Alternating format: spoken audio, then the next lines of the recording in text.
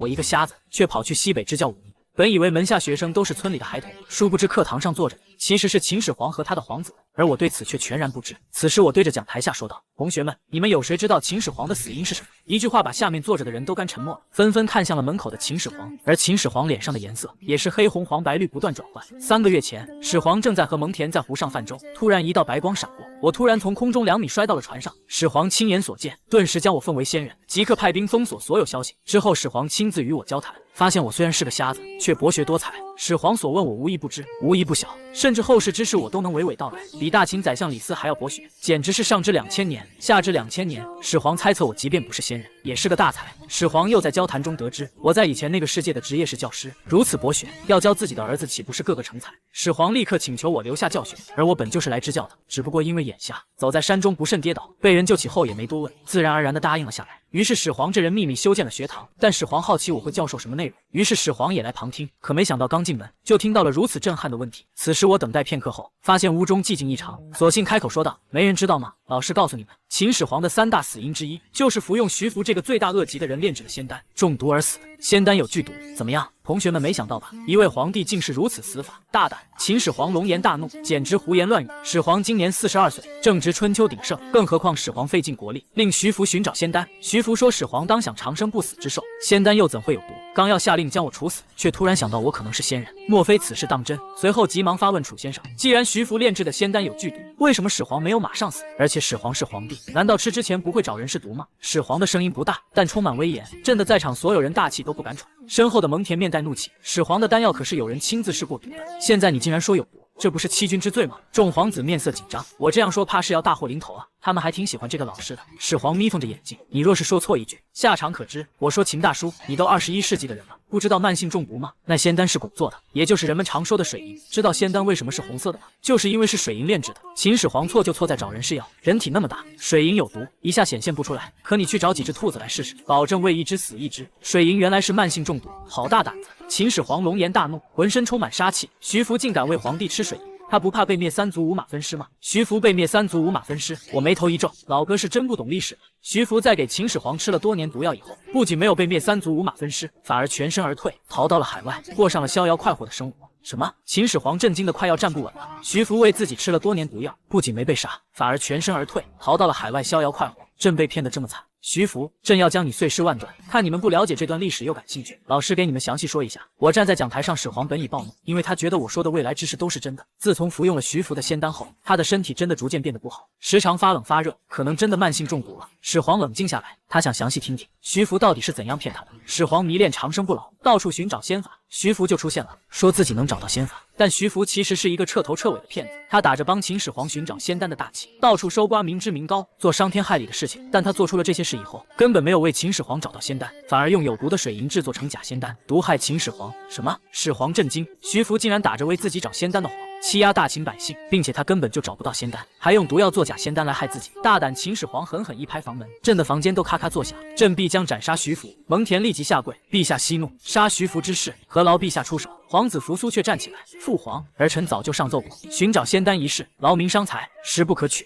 今日既然发现徐福是骗子，应即刻停止。秦始皇默然点头。始皇突然反应过来，随后看向了我，大事不妙。始皇第一次见我时和我说了这里是大秦，我不太相信，还以为是以前那个世界。后来始皇发现了我的才能，就有意将我留下来教授皇子。之后始皇绝口不提大秦的事情，只说自己是这个村的村长，姓秦，皇子都是自己的儿子，叫秦苏秦害什么的。蒙恬是自己的邻居，可刚刚自己太激动了，竟然说什么朕必将斩杀徐福。蒙恬扶苏还跟着附和，要是我反应了过来，我还能做皇子们的师傅吗？就算能做，知道自己是秦始皇以后，怕也畏手畏脚，不肯教真本事啊。始皇急忙想要辩解，可课堂上始皇公子们已然义愤填膺，徐福这个狗贼，本公子早就看他不爽了。父皇，让儿臣砍了他。父皇，我大秦容不下这样的狗贼，公子请求出战。始皇顿感无力，你们这样说都能猜到这是大秦了。古先生您看。始皇看向我，只见我已经张大了嘴了，满脸惊愕，完了，被发现了。村长，我以为你们这个村子封建，没想到封建到了极致，变得开放起来，都玩起 cosplay 来了。我惊诧的摇头。村长扮演秦始皇，还有蒙恬扶苏，建制挺齐全的呀，怎么不来几个公主啊？看起来要把你们这种封建思想剔除，还得下猛药，徐徐图之啊！什么？我的话让始皇有些摸不着头脑。什么开放？什么扣死徒类？村长这些话可能是仙界术语，但楚先生应该还没有发现。蒙恬反应过来，低声道：哈哈哈哈。始皇也反应了过来。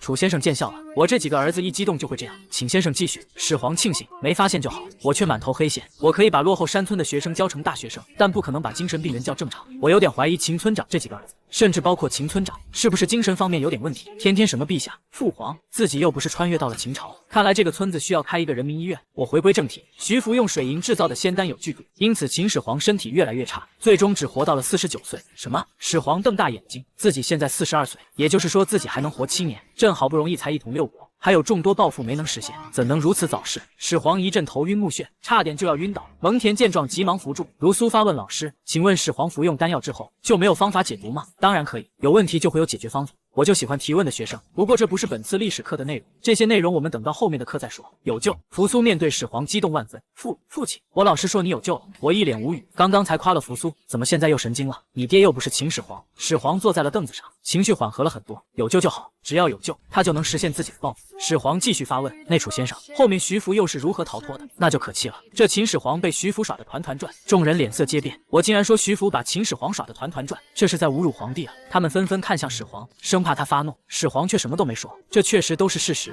他耐心听我讲。徐福找不到长生不老药，又发现秦始皇身体逐渐不好后，萌生了逃跑的想法。徐福和秦始皇说，他在梦中获知海外有神仙，神仙让他去取药，但神仙让他带10船金银珠宝和3000童男童女。始皇深信不疑，随后徐福就带了10船珠宝和3000童男童女出海，全身而退，胆大包天。始皇浑身怒火，6国都灭了，6国君主都身死，自己却被一个小小的徐福骗得如此之惨。想当年燕太子丹派荆轲刺杀朕，结果死无葬身之地，可这小小的徐福不仅把自己毒死，还骗走了10船珠宝、3000童男童女，该死！始皇感觉被如此渺小的人物欺骗，受到了莫大的侮辱。始皇决定出去就用兔子试药，若一切都如我说的，徐福必将碎尸万段。这个徐福真是罪该万死，徐福罪该万死。可我却摇摇头，心里燃烧起了一股巨大的火焰。徐福不仅罪该万死，他的子孙后代也都罪该万死。徐福在逃离了大秦之后，占领了樱花岛，成为了樱花国的祖先，做了什么天皇？樱花国在2000多年的岁月里，先后4次进犯我中原土地，屠杀我中原百姓。在几十年前那场战争中，樱花国人更是屠杀了我华夏同胞3500多万人。什么？3500多万人？秦始皇顿时瘫坐在凳子上。大秦人口就2700多万人，徐福的后代就杀了3500多万人，就因为自己放跑了徐福，让大秦后代遭受如此灾难。难道朕是千古罪人？明朝时期，以樱花国浪人为首的武士组成了倭寇，袭扰我中原土地，屠杀我中原同胞。甲午海战时期，樱花国人更是打败我中原，要求赔款白银2亿两，甚至还强行侵占我中原土地。几十年前那场战争，更是使我中原同胞3500多万居民伤亡。说到此处，我热泪盈眶。我是教师，更有一颗拳爱国之心。想到华夏这么多年来被樱花国欺辱的历史，我就义愤填膺。如此弹丸小国，欺辱我泱泱华夏，如何能忍？樱花国人没有一个是无辜的，都该死！始皇强行站起来，浑身都在发抖。他不敢相信，朕扫灭6国是为了结束100年战乱，让6国的百姓都过上安稳的生活。朕追求长生不老，是不放心后代。朕是为了千秋万世统领大秦，创造一个巨大的帝国，给大秦百姓安稳幸福的生活，才追求的长生不老。朕是为了大秦百姓，结果因为朕追求长生不老，竟然使大秦后世百姓遭受如此大的灾祸。2亿两白银，大秦清空国库都掏不出来；3500多万人，比大秦人口还要多，竟然惨遭屠杀。这一切都是因为朕昏庸重用徐福，这莫非是千古罪人？始皇突然心神不稳，就要倒地。父亲！扶苏急忙冲去扶住了始皇。村长蒙恬也冲了过去。怎么了？我虽然看不见，却从扶苏急切的语气中听出了秦村长似乎出现了意外。无事。始皇是何等人物，很快就缓过神来。他稳定了心神，站稳身子，脸色有些煞白。他很在乎一件事情。楚先生，您老实说，后世之人是怎样评价秦始皇的？秦始皇在后世是不是被评价为暴君或者千古罪人？始皇做的一切都是为了大秦子民、天下百姓、后世子孙。他不想被后世人评价成千古罪人，但因为自己一己之私，犯下如此大罪，自己不被评价成千古罪人都不可能了。扶苏、蒙恬等人也都低下了头，等待我开口，仿佛在接受审判一般。千古罪人，我眉头一皱，谁跟你说的秦始皇是千古罪人？他可是我的偶像，后代万世子孙的偶像。偶像？秦始皇抬起头，虽不解这个意思，却能从我的表情中读出自己的评价，似乎并不难看。秦始皇眼中出现希望，如果真要给秦始皇做一个评价的话，那么只有一个：千古一帝。秦始皇顿时全身充满力量，站起身来。千古一帝，横压乱世，独断妄语，千百年来独此一帝，这是何等崇高的评价！哪怕是尧舜禹周天子，都未曾有如此评价。莫非自己的功绩前无古人，后无来者？秦始皇强行平复激动的心情。楚先生此话当真？秦始皇如何配得上千古一帝这个评价？怎么配不上？我脸上都是仰慕。秦王扫6国，一统天下，结束数百年纷争，何等霸气！车同轨，书同文，统一度量衡，设立郡县制，这又是何等先进的思想！北伐匈奴，南征百越，更是无双霸主之霸气。试问千百年来，哪位帝王能做到如此恭敬？始皇确实有过，但和他的功相比微不足道，怎能因为过去埋没一位千古一帝的无上功绩？听到我竟然如此赞扬自己，听到后世子孙不但没有责怪自己，认为自己是千古罪人，反而称赞自己是千古一帝，始皇简直欣喜到不行。没想到后世子孙竟然如此爱戴朕。扶苏、蒙恬等人起身拱手，父皇神武非凡，恭喜陛下，贺喜陛下！我却满脸震惊，对着秦始皇摇头。你又不是秦始皇，你高兴什么？我感觉自己再上下去就要疯了。算了，今天的课就上到这里。一群 cosplay 的发烧友，看来在开人民医院的计划得及早提上日程。洛杉矶都有第一人民医院，这里也能开。蒙恬、臣在皇家园林外，秦始皇一边往外走，一边威严下令，将朕的仙丹给10名秦卫士，命令他们以灰兔试药，令300甲士灰兔一旦情况有变，把徐福带来，带离徐福之后，控制他身边徒弟，放跑1人，拿你试问？蒙恬接命，立马召集甲士去了。扶苏、臣在，灰兔一旦有变，即刻召集百官，在咸阳殿议事。扶苏领命也立马办事去了。秦始皇眼中充满了怒火，徐福，若你真如先师说的一般，给朕吃毒药蒙骗自己，朕非要你碎尸万段。傍晚，咸阳殿，文武百官都不知始皇有何急事，众人议论纷纷。始皇陛下等。随着赵高公压般的嗓子响起，秦始皇这一身黑色龙袍跨入大厅中，始皇脸色阴沉，怒气布满脸上，百官脸色巨变，议论声顿时消失。始皇这是怎么了？如此脸色，有大事发生了？就连丞相李斯都不清楚，始皇此刻在想什么？徐福来了吗？始皇端坐在皇位上，开口发问。徐福，百官脸色一变，始皇特地招他们来，就是为了徐福的事。有不少官员还是很清醒的，知道长生不老是不可能的，但因为是始皇，敢怒不敢言。徐福到了。就在这时，蒙恬上殿汇报，秦始皇立刻开口，让他上来，宣徐福上殿。随着赵高公压般的嗓音响起，徐福缓缓走上大殿。徐福很迷茫，缓缓向前，心里却不断嘀咕：秦始皇这个暴君搞什么鬼？他人在家中坐，蒙恬就披甲上阵，带了300甲士带他来了咸阳殿。蒙恬可是大秦无双大将，目前地位仅次于退休的王翦，非大事不会调动咸阳殿，晚上一般不会召开会议，除非是出大事。咸阳殿还聚集了如此多的文臣武将，事情就更大了。莫非仙丹一事的机密被泄露了？看起来逃跑仪式得提早了。徐福走上大殿，直接对秦始皇开口：陛下，徐福前几日受仙人托梦，海外有3座仙山，仙山上有仙人，仙人处有长生不老仙丹，是不是还需10传金银珠宝和3000童男童女？徐福话还未说完，始皇却打断了他。陛下，徐福却震惊得口齿不清，这话他从未和人说过。秦始皇如何得知？大胆！始皇却站起身来，他已经能确定我说的话都是真的。徐福，你用毒药制作仙丹坑害朕，真当朕不敢将你碎尸万段？陛下，这是何人在胡言乱语啊？徐福脸色煞白，浑身都在冒汗。仙丹当然有毒，有剧毒，因为它是用水银炼制的，只有水银才能炼成红色。但现在他可不敢承认，若是承认，必将被处死。来人，将刚才实验用的灰兔给拿上来，给徐福看看。真是好大的胆子，居然敢欺骗朕！拖下去，先把他给关起来，等候发落。嬴政知道金丹有毒后，害怕自己吃了这么久的金丹会中毒过深，急忙来到小村庄找到了我。先生，如果我服用了不少的金丹，不知道有什么办法可以医治？什么？村长，你为何会如此想不开？我大吃一惊。嬴政尴尬地笑了笑，这不是因为先祖始皇帝在吃的关系。我点了点头道，从古至今确实有很多人想要长生不老，尤其是那些皇帝，可是这是不现实的。现在我也知道了，不知道我还有没有救？嬴政关切地问道。我说道，办法我只知道一个，那就是喝牛奶。我知道乳制品可以用来解重金属的毒，但是这也只限于你才吃金丹没有多久才行。如果像始皇帝吃了太久的金丹，体内的毒素已经积累了非常多了，牛奶就算有用，用处也不是很大了。多谢先生相告，我一定想办法从外面搞到1头奶牛来。嬴政说道。你能弄到奶牛？我有些不可置信地说道。区1头奶牛而已，应该不是什么大问题。嬴政说道，眼光不由得瞥向一旁的李斯。李斯上前说道，村长放心，隔壁村就有奶牛，我会花钱买来的。那顺便问问隔壁村有没有锅碗瓢盆，还有盐、酱油、醋等一些调味料。家里没有这些东西，我根本做不了饭。先生还会做饭？嬴政对此十分震惊。做饭而已，现在的社会青年哪一个不会做？只是好吃不好吃的问题。我说道。李斯，你去帮先生准备一下先生所需要的东西，我想尝一尝先生的手艺。诺。李斯走后，嬴政继续问道，先生，你说始皇帝知道徐福是骗子后，会如何惩治徐福呢？我不是说了吗？焚书坑儒。焚书坑儒是对所有的方式，我说的是徐福，这我哪里知道？这都2000多年的事情了。先不说始皇帝不知道，就算知道了，他也不愿意相信徐福就是一个骗子。一旦他自己相信了，就等于打破了自己长生不老梦。我说道，我就说假如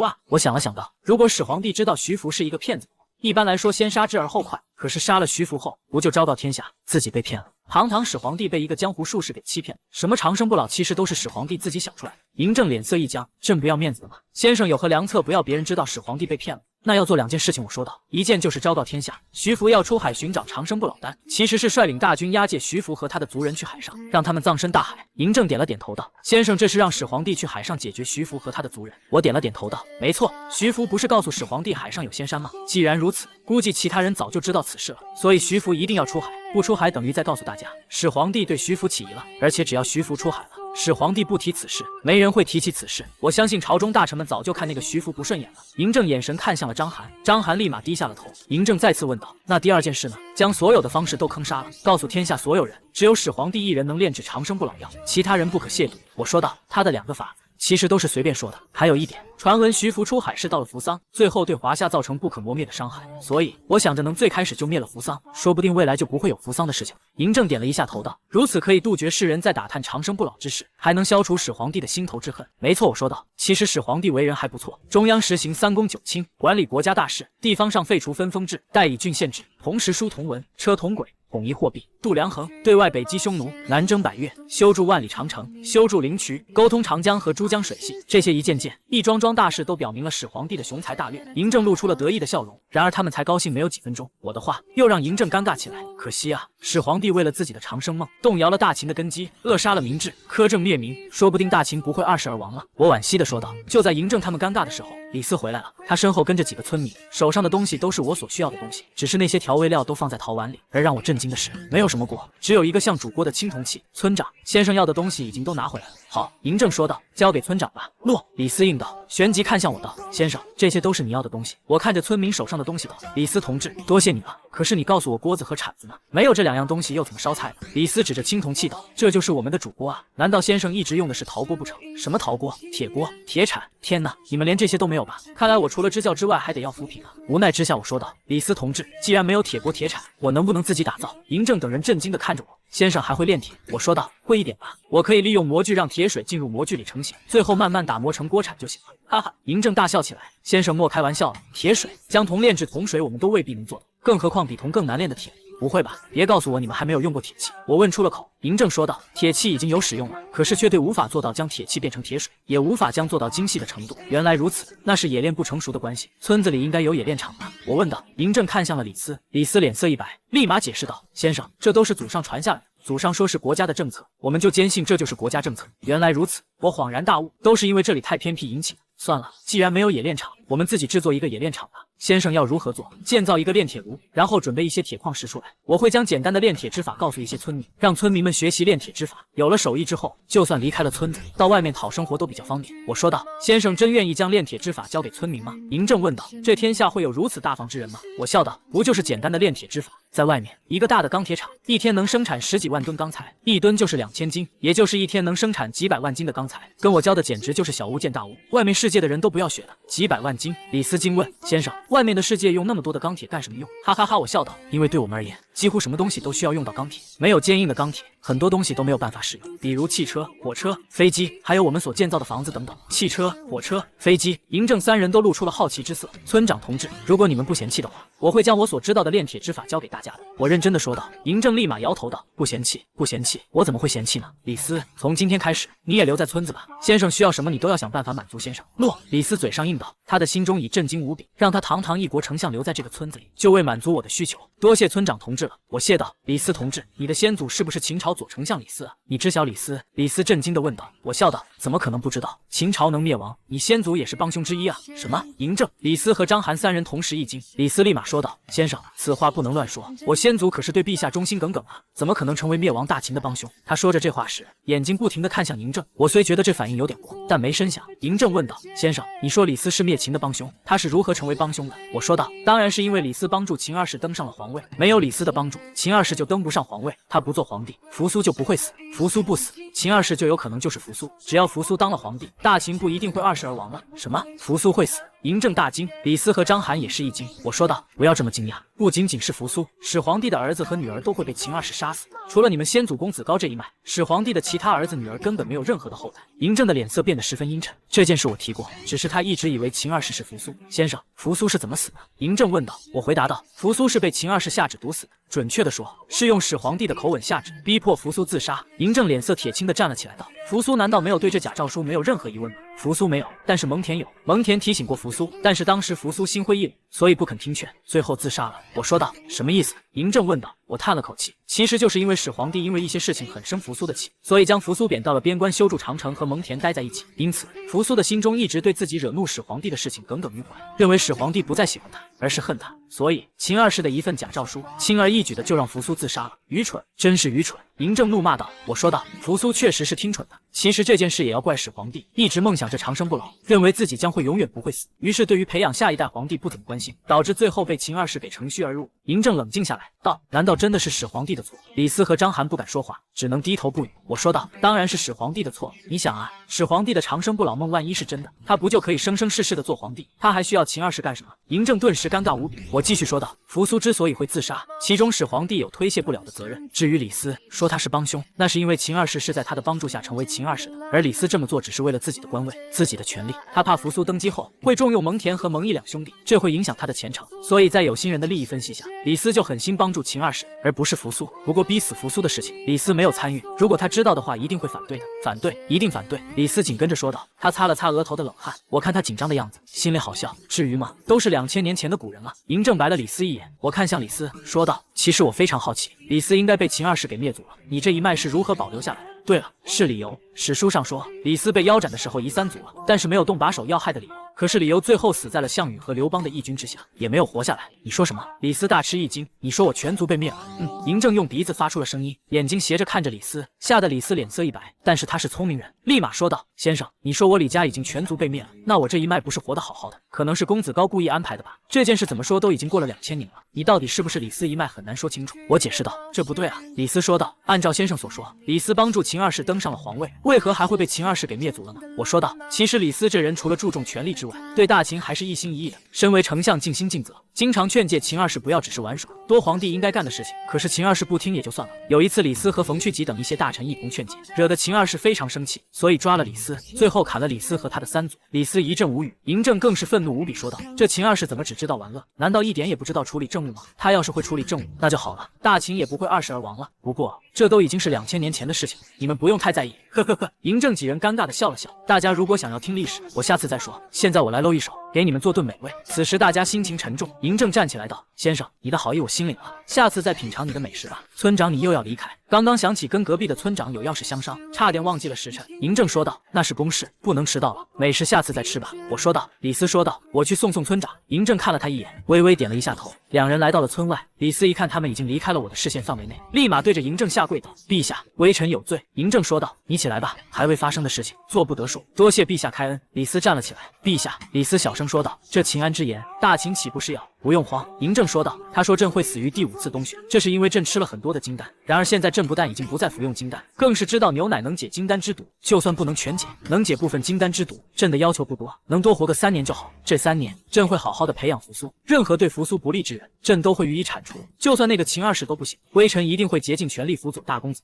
嬴政点头道：现在你去秦安那里，将他所教的东西都记录下来，尤其是炼铁技术，这对大秦来说有多重要，你心中应该很清楚。微臣明白。李斯目送嬴政坐着马车离开了，随后他再次来到了我的院子。章邯见到李斯，抱拳道：丞相，小声一点，不要让先生听到了。李斯说道：诺，丞相大人。其实你根本不用在意先生的话，他还说我将来会成为大将军，最后会自杀。你会自杀？李斯愕然道：你为什么要自杀？好端端的，你干什么自杀？章邯耸耸肩道：先生说因为输了一场战争，所以投降了。什么战争？你有没有问？没有问。陛下吩咐过，不要让先生起疑，万一我不会说话，暴露了这里是大秦该怎么办？章邯说道：什么大秦？我的声音让李斯和章邯大吃一惊。我拿着一些已经切好的菜和肉，来到李斯两人面前道：你们还在想着秦朝的事情啊？都过去2000年了，没什么好说了。看来先生没有听到我们的谈话。李斯和章邯面面相觑，你们两位怎么了？就那么想知道秦朝的事情吗？我见两人不说话，你们想要知道什么？跟我说，我们边吃边聊，我会将我知道的一切告诉你们。那就有劳先生了。李斯立马说道：只是这些肉和菜都是生的，要如何食用？没有其他的厨具，只有这个青铜鼎，只能用来吃火锅。只要将鼎里的水烧开，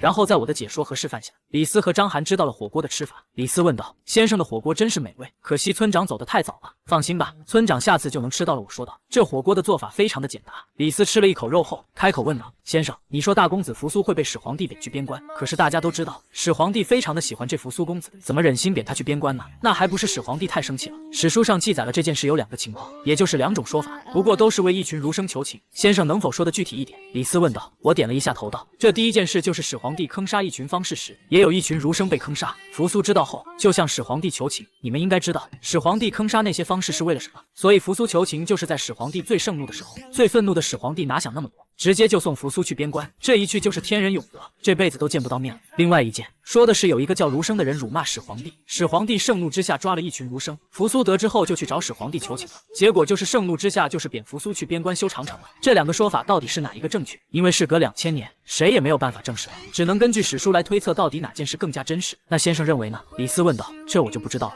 因为我的专业不是历史，所知道的历史都是根据课本上的内容学的。我说道。糟了！李斯突然站了起来。先生，抱歉，章邯，你跟我来。章邯站了起来，跟着李斯离开了。我感觉莫名其妙，丞相，到底发生了什么事情？章邯追上了李斯。李斯看了一眼村子道：刚刚先生不是说了吗？大公子会向陛下求情，为那些儒生求情。盛怒之下的陛下可能会让大公子去边关，大公子一去边关，秦二世就有可能登基称帝。那不管是对我们还是对大秦都市有害无利，所以我们要阻止这件。不是你要去阻止这件事，你一定要阻止大公子去求情，就算来不及了，你也要去找陛下，阻止陛下让大公子前往边关。章邯追上李斯，问道：丞相为何不去？李斯叹口气道：你忘记了，刚刚先生说我是王秦的帮凶之一，好在陛下没有深究，可此时的我在陛下面前说这么多，只会越描越黑，不如由你去。你身为黑龙卫大总管，陛下对你信任有加，绝对能阻止这件事。真不行就直接说这是先生说的。如今陛下十分相信先生的话。好，我这就去咸阳。章邯说道。他必须阻止预言。另一边，嬴政回到皇宫，直接来到徐福处参见陛下。蒙恬行礼。不用多礼，你跟朕进来。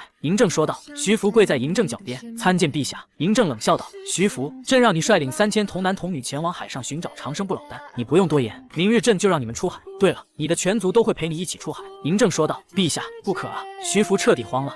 朕意已决，你不用多言，你还是好好想想如何帮朕取得长生不老药吧。嬴政不再理会徐福，而在咸阳，淳于越等儒生正与扶苏商议。大公子，现在只有您去求陛下，让陛下放了那些儒生。淳于越说道。扶苏点头道：淳博士请放心，我现在就去求父皇，有劳大公子了。扶苏坐车前往皇宫。章邯赶到扶苏府上时，门卫告诉他已经去皇宫见陛下了，来晚了一步。章邯忍不住说道。皇宫中，嬴政正在批阅奏折，赵高在旁伺候。陛下，有些晚了，要注意身体。赵高关心道。嬴政笑道：还是你关心朕，奴才关心陛下是奴才的本分，陛下过得越好，奴才也才能过得越好。赵高微笑的说道。嬴政微笑的看着赵高说道：你啊，就喜欢跟朕说大实话，奴才就是喜欢说大实话。赵高笑着说道：那什么，朕问你，大公子如何？嬴政问道。赵高心中一紧，陛下怎么突然问起大公子？回禀陛下，大公子仁厚有孝心，这是众所周知的事情。他谨慎的回答。陛下，大公子求见。一个太监来报。嬴政愣了一下说道：让他进来吧。扶苏进入宫殿行礼。儿臣参见父皇。不用多礼，你来见朕有何事？嬴政问道。多谢父皇。扶苏放下手说道。父皇，儿臣想请您开恩，放了那些儒生。儒生？朕什么时候抓过儒生了？嬴政一脸狐疑。是那些方士。扶苏说道。儒生知道父皇沉迷长生不老，听信了方士们的言论，于是儒生们就假借方士之名跟府上谈论儒家之事。住嘴！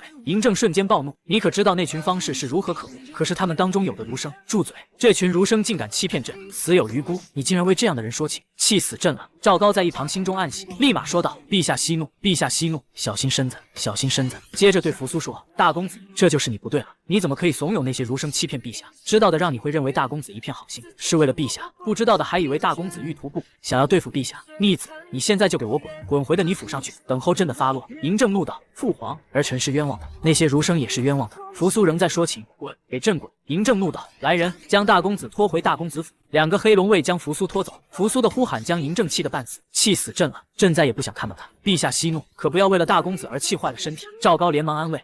这逆子实在是太不像话，竟然联合那些儒生欺骗朕，实在太可恨了。嬴政脸色阴沉，陛下，大公子也只是被一群儒生欺骗了您可不要怪他，只要让那群儒生和大公子分开一段时间，那么大公子一定会恢复如初的。赵高说道。让他们分开？如何分开？嬴政问道。可以派遣大公子前往上郡修筑长城。赵高说道。这样一来，那帮儒生得知大公子前往上郡后，一定会远离大公子。这帮儒生一直想要恢复孔孟之道，实行分封制，没有了大公子，他们就是一群散沙，不用多久就能不攻自破。嬴政点了点头道：这件事就交给你去处理吧。诺！赵高兴奋地说道。机会终于来了。另一边，章邯火急火燎赶到皇宫，看到扶苏被拉出来。大公子，这是怎么回事？你们为什么抓着大公子？章邯关心道。一个黑龙卫说：张将军，我们也是奉命行事。扶苏说道。不怪他们两个，是父皇，不是我惹得父皇生气了，他让我回府，我不肯，所以让两个兄弟帮我，多谢大公子谅解。两个黑龙卫说道。章邯安慰道：大公子，我知道了，你先安心的回府上吧，我现在就去找陛下，一定保大公子的安全，我不会有事的。父皇最多也就骂我几句，我只是担心那些儒生。扶苏说道。章邯心中焦急，大公子竟还在关心儒生。大公子，我先进去了。章邯进入皇宫，没几分钟就见到赵高。赵大人，那么晚了，你不照顾陛下，要去哪里？原来是张大人，最近都没有看到张大人，去哪里忙了？赵高不答反问。章邯说道：赵大人，大公子惹怒了陛下，被两个黑龙卫给拉了出去，不如我们现在就去找陛下，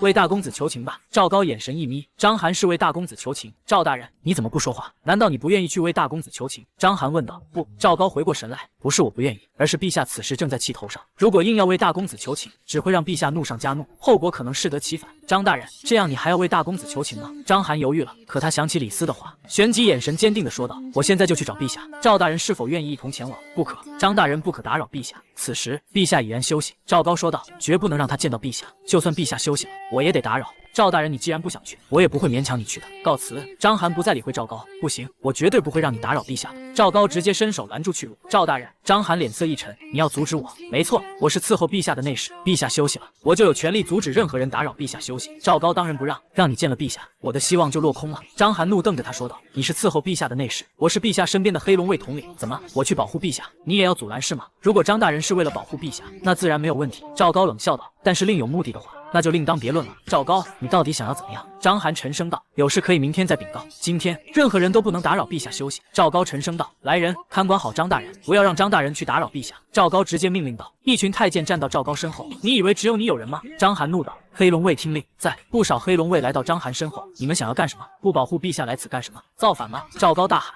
章邯冷笑道：赵大人，你不用给我们乱扣帽子，我们身为黑龙卫有守护陛下之职，除了陛下，任何人都不能命令我们，就算你赵高都不能命令我们。兄弟们，跟我一起去守卫陛下，有人阻挡，视为谋害陛下，格杀勿论。赵高怒火大盛，这章邯真是吃了秤砣铁了心。他忽然露出笑容道：张大人，你无非就是想要见陛下，而我是怕打扰陛下，我们都是为了陛下，何必搞得像是生死仇敌？章邯见他服软，立马说道：既然如此，赵大人跟我一起去见陛下吧。好。赵高应道：让你一个人去见，岂不是想说什么就说什么？两人一同去见嬴政。陛下。赵高先走进寝宫，章邯在外等候。嬴政眉头一皱道：你怎么那么快就回来了？朕的旨意已经传达了吗？奴才该死，并没有。赵高解释道：奴才在路上见到了章邯张大人，他要见陛下为大公子求情，奴才怕他莽撞打扰陛下，因此跟张大人一同回来了。章邯，他不在赵家村，怎么突然回来了？宣他进来吧。嬴政说道。诺。赵高应道，心中却翻起滔天巨浪。陛下竟不生气，参见陛下。章邯行礼。嬴政说道：不用多礼，你怎么回来了？是不是先生有事？臣是来替大公子求情的。章邯说道，然后看向了一边的赵高。嬴政说道：赵高是朕的内侍，不是外人，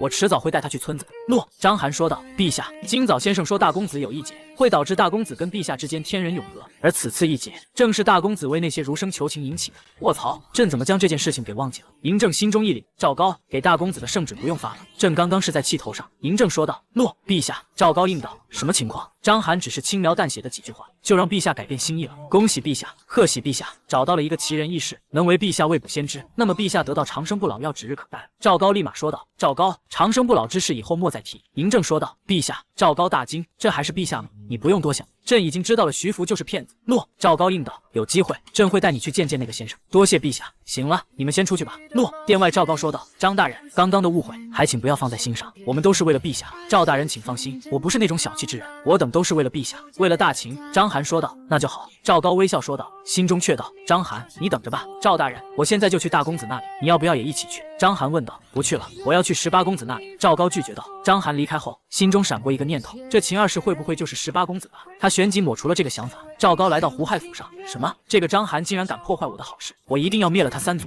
胡亥怒道。赵高说道：公子不要动怒，现在还不是时候，未来你登基后有的是机会惩治章邯，现在我们最重要的还是将大公子赶出咸阳城，只有大公子不在咸阳城，公子才会有机会。胡亥怒道：真不明白，为何父皇一直那么相信扶苏？难道我就不能继承皇位吗？嘘！赵高慌张制止道：我的公子，你小声点，小心隔墙有耳啊！我就是不服气。赵高，你有没有办法治一治我的好大哥？赵高眼珠子一转道：办法是有，但是需要公子帮忙。什么办法？你尽管说。胡亥怒道：公子附耳过来。赵高将自己的计划低声说了出来。大公子府章邯告诉扶苏，嬴政已不再生气，让他最近别再惹怒陛下。淳于越得知求情失败，找上扶苏，见过大公子。淳于越行礼，扶苏海礼道：“先生不必多礼。大公子，陛下是否不愿意放人？先生放心，我还会去劝谏父皇的，一定想办法将所有人都救出来。恐怕来不及了。我听说明日一早他们就会被陛下坑杀，由蒙恬亲自执行。什么？难道父皇都不审一下吗？”扶苏恼火起来。章邯见状，立马劝阻：“大公子，你如今刚刚躲过一劫，不可再向陛下求情，否则大公子将可能被陛下赶去边关。”荒谬！淳于越怒道：“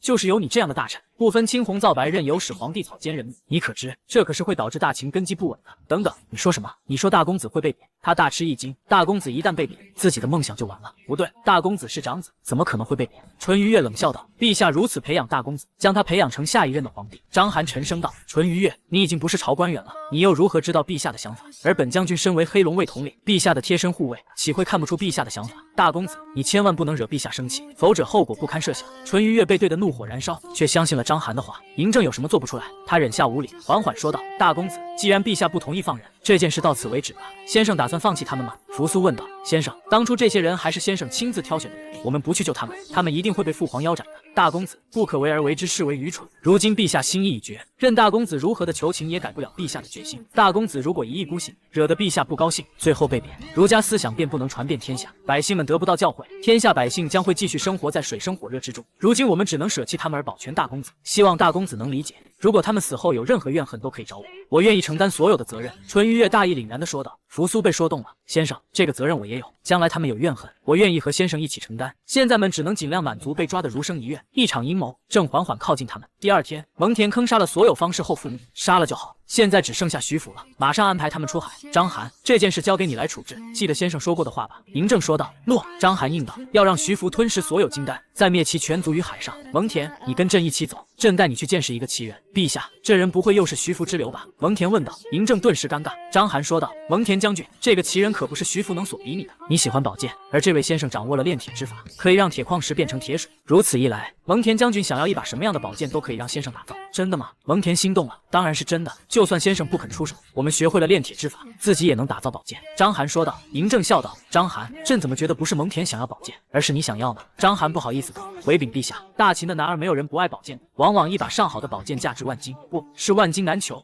嬴政点了点头。行了，宝剑之事到时候再说吧。章邯，你去处理徐府。蒙恬，你跟朕走吧。诺。赵家村，我让村民安装了一个简单的打铁作坊，多了不少模具。李斯记录着一切。先生，一切都已经准备好了，只是目前铁矿不多，如果您需要很多的话，那就需要托人去买。李斯说道。有多少就用多少吧。这个炼铁厂我也只是临时制作，非常粗糙，有机会需要改进，做成流水线。这样一来，消耗的时间和能源都会减半。流水线，对，就是一个人做一件事情，比如一支箭，有人做箭头，有人做箭身，有人将它们安插羽毛，最后有人将箭头和箭身安装起来。一支箭4、5个人做，虽然看起来浪费了人力，但是数量一多，那就大大的简约时间了。而且大家独只做一件事，基本上都已经熟能生巧了，所制作出来的箭矢基本上一模一样。我简单解释了一下，李斯快速记录，他觉得非常有用。对了，先生，你让人放在火炉下面的箱子又有什么用？这是风箱，可以使炉火更加旺盛。我解释道。那风箱的工艺是否很复杂呢？李斯问道。非常的简单，一点也不复杂，就是由一个木箱、一个推拉的木质把手和活动木箱组成。说的太复杂了，我怕你听不明白，简单的操作一下，我相信你应该就能明白了。有劳先生了，李斯说道。我示范了风箱的用法。李斯认真记录着一切。随后炼铁房正式开工，铁矿石在炉中化为了铁水，真的变成了铁水了。李斯惊呼道。我说道。再让它烧一会儿，将里面的杂质烧干净，只有纯正的铁水打造的厨具才卫生，对人体无害。过了一会儿，铁水变得纯净。行了，差不多了，将铁水全部倒进我准备好的模具里。村民照做，一个粗糙的铁锅出现了。李斯说道。这就是铁锅吗？是的，我说道。这锅还需要打磨。这时嬴政带着一个生面孔走进了炼铁房。先生，你手上之物莫非就是铁锅？嬴政开口问道。李斯等人停下手中的活，参见村长。不必多礼。嬴政摆手道。我看着他们行礼的样子，心中叹气，这陋习得改。村长同志，你来的正好，看看我手上的铁锅，今天可以给你们尝一尝我的手艺。我拿着铁锅炫耀。嬴政接过铁锅，一脸狐疑，他身后那人则一脸困惑地打量着我。村长，我知道你好奇，不如这样吧，反正也到饭点了，我给你们简单的做一些菜吧。我说道。荒谬，用膳时间早就已经过了，下次用膳乃是申时，哪有现在用膳的？那生面孔开口道。李斯上前一步说道。老蒙啊，你有所不知，先生主张1日3餐，这样可以做到养生的效果。嬴政饶有兴趣地问道：“先生，这每日食3餐是否能做到养生之效？”我点头道：“一日3餐确实有养生的效果，但是你这一日3餐需要饮食搭配才行。在外面，有钱人都会请营养师专门帮他们制定营养套餐，让自己的身体处于最健康的状态。那先生可否会这营养套餐？”嬴政问道。我摇了摇头道：“我不会，营养师可是需要去考证的，他们将食物的搭配精确到克。不过村长同志，你也不要失望，虽然我不是什么营养师，但是我知道一日3餐只要做到荤素搭配合理就行。早餐吃好，午饭吃饱，晚上吃少，水果不能少。还有就是多做运动，比如跑步，每天跑1个小时的慢跑，可以让自己的身心都得到放松，身体也会好很多。多谢先生赐教，我记住了，客气了。”我看向那生面孔，这位同志也是村子里的人吗？没有见过啊，他叫蒙恬，田野的田，祖上就是蒙恬大将军，打得匈奴不敢来大秦的蒙恬。嬴政介绍道：“蒙恬，这是我跟你提过的先生，从村外而来，比我等有见识多了。什么见识多了？只是多读了几年书，又在外面多走了走而已。”我立马说道：“蒙恬见过先生。”他对我抱拳行礼，我也下意识抱拳回礼。卧槽，自己怎么也被同化了。蒙恬同志，以后我叫你老蒙吧。还有李四同志，我叫你老李吧，不然叫你们名字感觉怪怪的。主要还是你们的名字和你们先祖的名字太像，这让我以为自己在秦朝呢。我说道。蒙恬想说什么，被嬴政打断。也好，这样叫起来亲切一点，大家也会更加熟悉一点。村长英明，李斯附和道。蒙恬也开口：“村长英明。”嬴政摆摆手道：“先生，我能否看看你的炼铁炉？”当然没有问题，我也正好有一件事和村长商量，不知道先生要和我商量何事？嬴政问道。我回答道：“就是这个炼铁房的事情。你也知道，我主要是来支教的，也就是教孩子们读书识字，根本不会管理这炼铁房。可是我想到村子里现在没有什么铁器，就这么荒废了，实在是太可惜。所以我希望村长能派人来管理这铁器房，这样一来，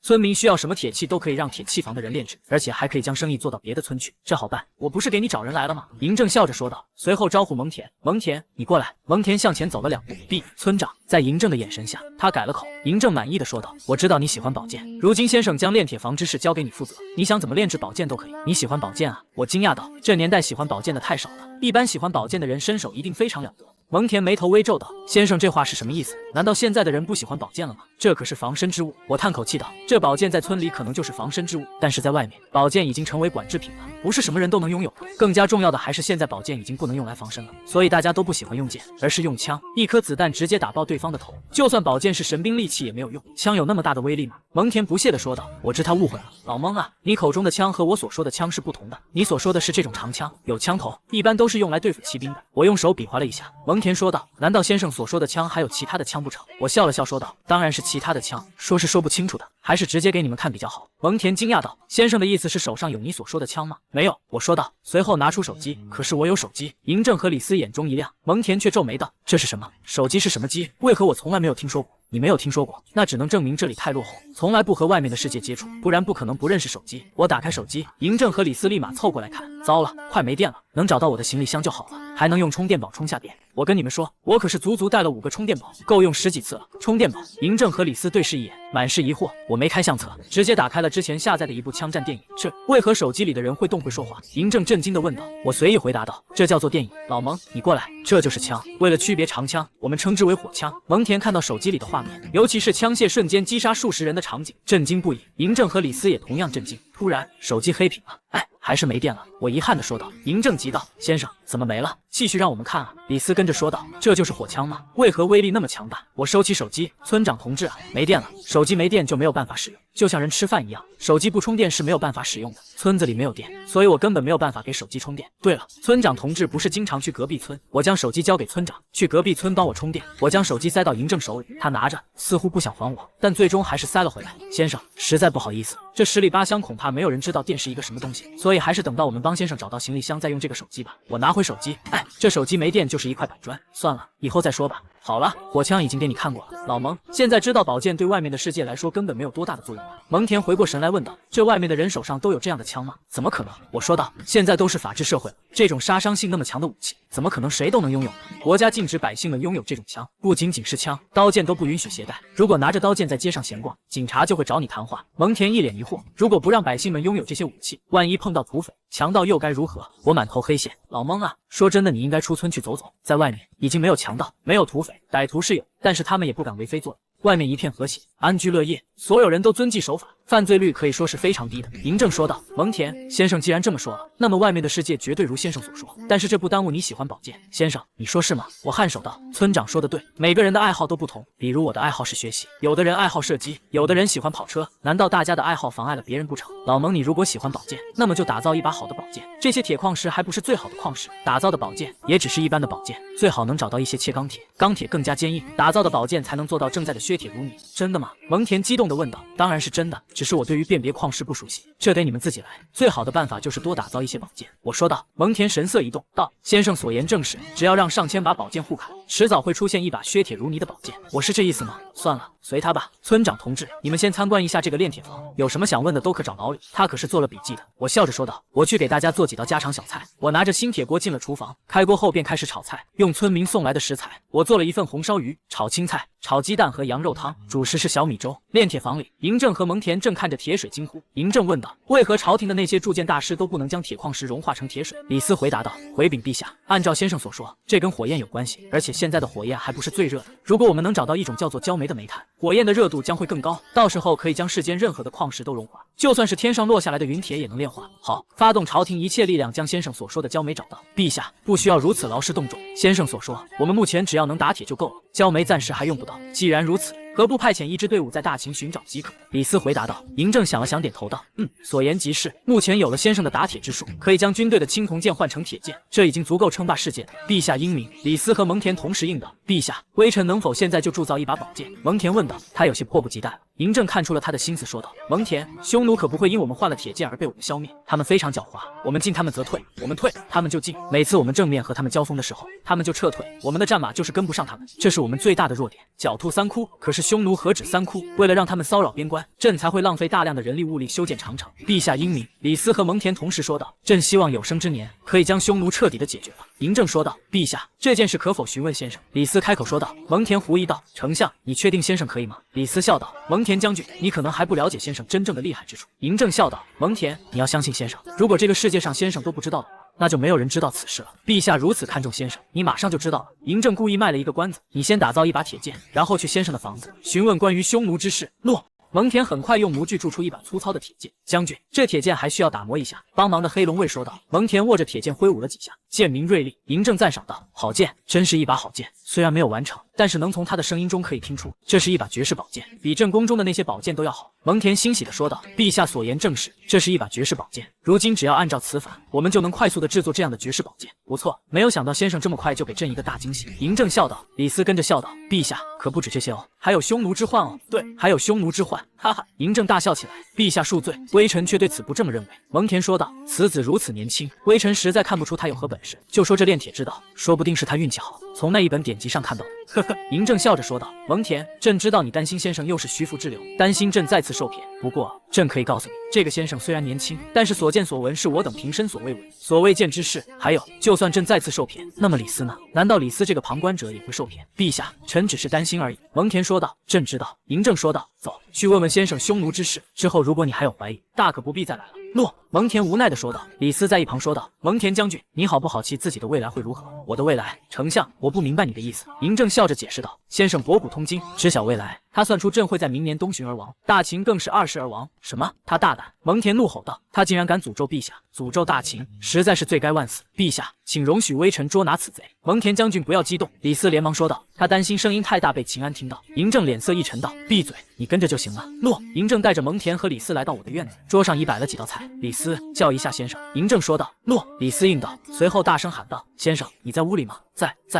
你们在外面先坐一下，我还有一份羊肉汤没有好。屋里传来了我的声音。嬴政笑道。我们过去坐吧。蒙恬，这可是先生发明的桌椅，坐下去还是挺舒服的。陛下，微臣闻着这香味，不自觉的口齿生津啊。李斯开口道。朕也闻到了，好像是桌上的菜香，跟御膳房所做的菜肴的香味完全不同。闻到此香味，朕的肚子都饿了。嬴政摸着肚子说道。蒙恬说道。君子应远离庖厨，这个先生竟然亲自做菜，微臣实在不明白他有何地方吸引陛下，等会你就知道了。嬴政说道。他坐下先尝了一口菜，好吃，真是美味。李斯、蒙恬，你们也试一试，这些菜真的很好吃，跟以往吃过的完全不同。诺。李斯和蒙恬尝了一口后，纷纷赞叹。来了。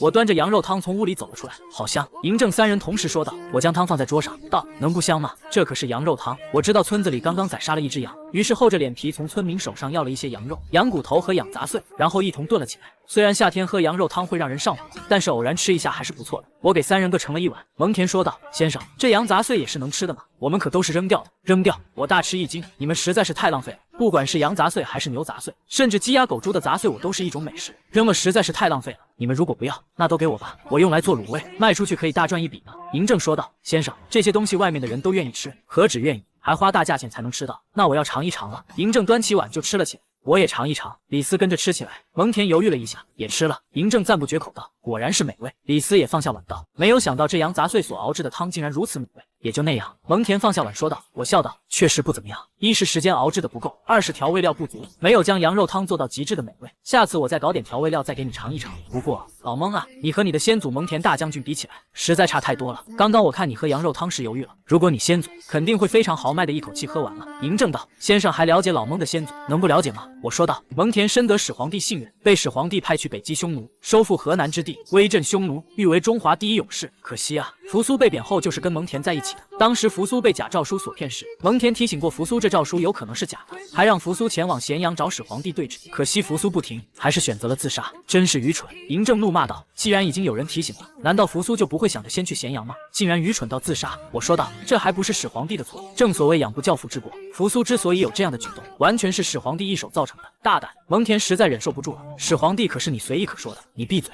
嬴政立马呵斥道。我被吓了一跳，这老蒙怎么回事？李斯连忙说道：“先生，你不要紧张，这老蒙一直是始皇帝为天，听到别人说始皇帝的坏话就会非常生气。”我回过神来道：“没事，我只是有些心痛而已。这里跟外面的世界接触实在是太少了，对外面的世界一无所知。老蒙，我知道你是蒙恬的后代，肯定一直以守护大秦、守护始皇帝为己任。可是不管是大秦还是始皇帝，都已经灭亡2000多年了。如今的社会，人民当家作主，国家和国际接轨后，经济、科技、百姓的生活都得到了质的提升。我说过，你应该走出村子，去外面的世界闯一闯，绝对非常值得。”什么？你说什么？蒙恬大吃一惊，不可思议地看向嬴政和李斯。嬴政点头道：“就是这样。你现在知道先生为何是先生了吧？”“喂，我知道了。”蒙恬在嬴政的眼神下改了口。李斯说道：“先生，其实老蒙就是一时间没有转过弯来，现在想通了，不会针对先生了。”我摆了摆手道：“没有关系了，我能理解老蒙的心理想法。守护了2000年的信念说没了就没了，这股失落感我以前也有过。老蒙，我告诉你，这股失落感需要自己走出来的，外人帮不了你。我只能告诉你，我既然来了，我就一定会帮助村里的孩子学到外面的知识，然后将村子的道路和外面的道路打通。如此一来，你们就能见识外面的世界，就会知道世界的变化有多大。”蒙恬有些懵，他看向嬴政和李斯。嬴政说道：“老蒙，先生知道的比你想象的还要多。你不是很在意匈奴之事吗？问下先生不就知道了？”蒙恬点了一下头，看向我，抱拳道：“先生，蒙恬也就是我的先祖，他是如何驱赶匈奴的？”我说道：“驱赶匈奴？蒙恬率领30万大军将匈奴赶走之后，就一直在修建长城，用长城抵御匈奴。可是这只是在蒙恬还在边关的时候有用，等到大秦灭亡后，匈奴就卷土重来了。秦朝覆灭后，天下进入了楚汉相争之局，匈奴趁中原无暇北部之机再度崛起，在领袖冒顿单于统帅下，四面出击，重新控制了中国西北部、北部和东北部的广大地区。等到大汉朝建立以后，匈奴已经彻底的成为了汉民族和平生活的重大威胁。匈奴数次入边境，小入则小利，大入则大利，攻城屠邑，欧掠畜产，杀戮族，十足的强盗，给西汉北方地区民众带来沉重的灾难，严重危害着中国北部边境的安宁。可恶，难道大汉朝没有派兵攻打匈奴吗？蒙恬大怒道。嬴政也怒道：“那个汉朝难道如此无用吗？实在是太可恨了。”我摇头道：“村长所言差矣，不是汉朝没有出兵，只是诸多原因造成了汉军的实力不如秦军，甚至汉高祖刘邦御驾亲征，可惜在平城被匈奴大军给围了。为了自救，汉朝前期只能采用和亲政策，也就是将公主嫁给匈奴单于，这缓解匈奴的袭扰，同时被大汉朝认为是奇耻大辱。确实是奇耻大辱。”蒙恬说道。嬴政跟着说道：“没有想到这么弱的汉朝也能将大秦给灭了，实在太难以让人相信了。”我笑道：“这说起来都是命，真正灭掉秦朝的气势不是刘邦，而是项羽。这件事说来话长，下次再说吧。我们先说匈奴之事。”嬴政颔首道：“也好。”我继续说道：“其实和亲政策并不能真的遏制匈奴的袭扰西北，汉朝的边患依旧相当严重，而和亲的政策也有好处，百姓们看到了朝廷的难处，民愤少了很多，为汉王朝整顿内政、恢复经济、发展生产、增强实力提供了必要的条件。经过几代皇帝的励精图治，使凋敝的社会经济较快的得到恢复，整个国家呈现出一片富庶丰足的景象。史记上记载着，汉兴70余年之间，国家无事，非遇水旱之灾，民则人己家足，都比邻宇皆满，而府库于货财。京师之钱累巨万，贯朽而不可校；太仓之粟沉沉相因，充溢露积于外，致腐败不可食。种树皆向有，马阡陌之间成群，可想而知，当时的大汉朝是多么的太平。”李斯说道：“大汉朝真的如此国富民安吗？”我说道：“当然是真的。如果不是靠着这70年的太平盛世，汉武帝刘彻怎么才能彻底的解决匈奴之患，彻底的打出了大汉的威名，更是流传着犯我强汉者，虽远必诛的口号。”犯我强悍者，虽远必诛。嬴政三人喃喃自语道。我继续说道：至此以后，我们都以汉人自居，就算大汉灭亡了，我们都以汉人自居。逐渐的，汉人变成了一个民族，汉族，我就是汉族。嬴政道：那么说，大汉对后世的影响很大，很大，非常的大。我说道：最主要的还是汉武帝打败了匈奴，甚至将整个西域都囊入了大汉的版图中。蒙恬问道：先生，这个汉武帝是如何将匈奴给消灭的？汉武帝派遣了当时的2位大将过去，并以及卫青率领大军攻打了匈奴，总共发动了4次大战，分别是河南之战、漠南之战、河西之战和漠北之战。4次大战彻底的打怕了匈奴，占领他们大片草原，俘虏了他们绝大多数的有生力量，彻底的削弱了匈奴的势力，让他无力再对抗大汉。我的先祖也是将匈奴打怕了，可是最后还是威胁了大秦啊。蒙恬说道：不知道先生有没有办法彻底的解决匈奴之患？办法其实是有。我说道，而且不止一种。先生真有办法？蒙恬说道。我点头道，对于这个话题，在网上曾经讨论过，很多人都给出了办法。我将这办法归为了3类，一个是经济战，就是用经济让匈奴彻底的软化，也就是让蒙恬和匈奴做买卖，卖给匈奴们所需要的东西，和匈奴做生意。嬴政3人同时惊呼。我翻了翻白眼，道：你们这么紧张干什么？经济战而已，不过你们不知道也不为过。蒙恬问道：先生，一旦和匈奴人做生意，他们一定会购买大秦的粮食、盐、铁等物，到时候大秦卖给他们的物品养壮了匈奴人的军队，反过来又对付大秦，这岂不是资敌？我笑道：如果他们用钱来买粮食、买盐和铁，那可能会造成你说的那样。可是我们不要钱，我们要牛、要羊、要马，只有这些东西才能兑换。而且匈奴之地一到冬天就非常的寒冷，他们还需要酒，越烈越好。当然我知道秦朝的酒度数不高，算不上烈酒。老蒙，我问你们，匈奴为什么要攻打大秦的边关？蒙恬想了想道：当然是看上了大秦富饶的国土。对，也不对。我说道：他们确实看中了河西之地的丰富的草原，并不是整个大秦。说的简单一点，他们就是为了生活而已。和他们做生意，你可以将他们看成是一群牧民，专门为我们养马、养牛、养羊。我们需要他们的牛羊马的时候，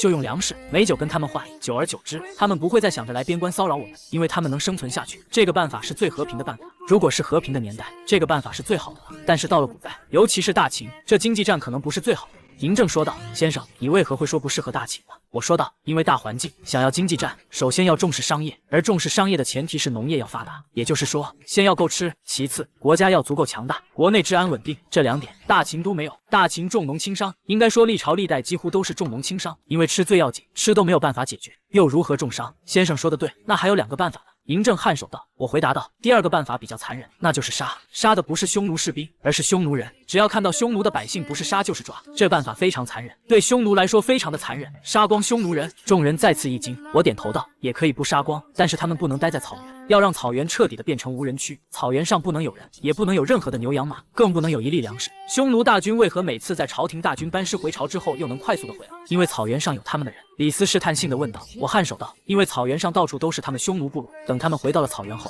再次有了安身之处，又有了食物，所以匈奴大军根本不怕撤退以后回不来。我懂了，这是要掐断匈奴的粮草。李斯说道：只要草原地区没有匈奴的部落，那么匈奴大军回到草原后，没有了粮草供应，他们只能做出2个选择。一个和蒙恬的30万大军正面交锋，一个退出草原。可是草原的匈奴百姓不少，而且非常的分散，想要将他们全都抓起来或者杀了，这件事需要些时日。嬴政颔首道：虽然费些时日，但是这不失为一个办法。老蒙，你可以记一下。诺。蒙恬应道。我说道：这个不需要记，这不是最好的办法，先生还有更好的办法。蒙恬震惊地问道。我笑道：我不是归纳了3个办法，刚刚只说了2个，还有1个没说呢。嬴政跟着笑道：先生，你就不要卖关子了，没有看到老蒙着急的样子吗？蒙恬老脸一红。我笑了笑道：其实还有1个办法很简单，也很难，就是建造基地，建造一个移动基地，还请先生细说。蒙恬诚恳地说道。我说道：在我细说之前，我先问下大家，匈奴人为什么能想走就走，想来就来？蒙恬说道：因为匈奴的马比我们快。李斯说道：先生刚刚说过，草原上有很多的牧民给匈奴人提供足够多的粮草，所以每次朝廷大军离开草原的时候都会回来，然后骚扰边关。没错，我说道。所以我的意思是，在草原上建造一个移动基地，基地里有足够的粮草、牛羊马，这个基地跟随大军的身后，或者大军保护着基地一起前行，去追匈奴大军。虽然一开始找不到，起码能将他们赶走，一直赶到其他的地方。可是移动基地的粮草迟早会用完的。李斯说道。没错，我说道。所以在草原上我们还要建造其他的基地，其实就是粮仓，方便将粮食送去移动基地。而草原上的移动基地可以是好几个，不单单只有1个。根据地形的不同，移动基地也可以不同。至于移动基地的百姓，我建议匈奴百姓和大秦百姓一起，这有利于将匈奴百姓同化。先生，这移动基地需要注意什么？蒙恬问道。机动性，我说道，可以随时就能离开现有的位置，前往其他位置安营扎寨。刚刚我提过了，不同的地方就用不同的基地。草原上大家可以搭帐篷，可以放牛羊，这个非常见。可是沙漠上就不行，沙漠上需要骆驼，因为骆驼能帮助大家找到水源，可以帮忙抵挡沙尘暴，最重要的还是可以当做坐骑，还可以当做运输工具。而移动基地真正重要的就是机动性，能跟上军队的步伐。我懂了，李斯说道。村长，老蒙，这移动基地就相当于匈奴的部落，匈奴的部落经常换地方，今天在这里，明天可能去其他的地方。如果硬要说有区别的话，那就是这个先生的移动基地，朝廷能掌控，匈奴的部落朝廷掌控不了。蒙恬说道。先生的主意是好，可是那匈奴单于非常狡猾，万一他们绕道而行，直接突袭移动基地，那该如何？我笑道。如果蒙恬不知道匈奴大军的动向的话，那就配不上中华第一勇士的称号。嬴政说道。老蒙，你先祖应该知道匈奴的位置吧？回禀村长，先祖知道，可惜匈奴的速度太快，加上途径沙漠，等到大军到达后，匈奴已经问讯逃走，而我军因为水源的问题，只能撤退。沙漠最大的敌人就水。蒙恬十分遗憾地说道。嬴政点了点头，道：确实如此。先生，不知道你有何办法解决这水的问题？我想了想道，水源我未必能找到，但是解决燃眉之急的方法还是有的，而且方法很简单，找到有植物的地方，然后将一把剑悬空吊着，剑底下放一个大碗，过一个晚上，碗里就有水了。这么神奇？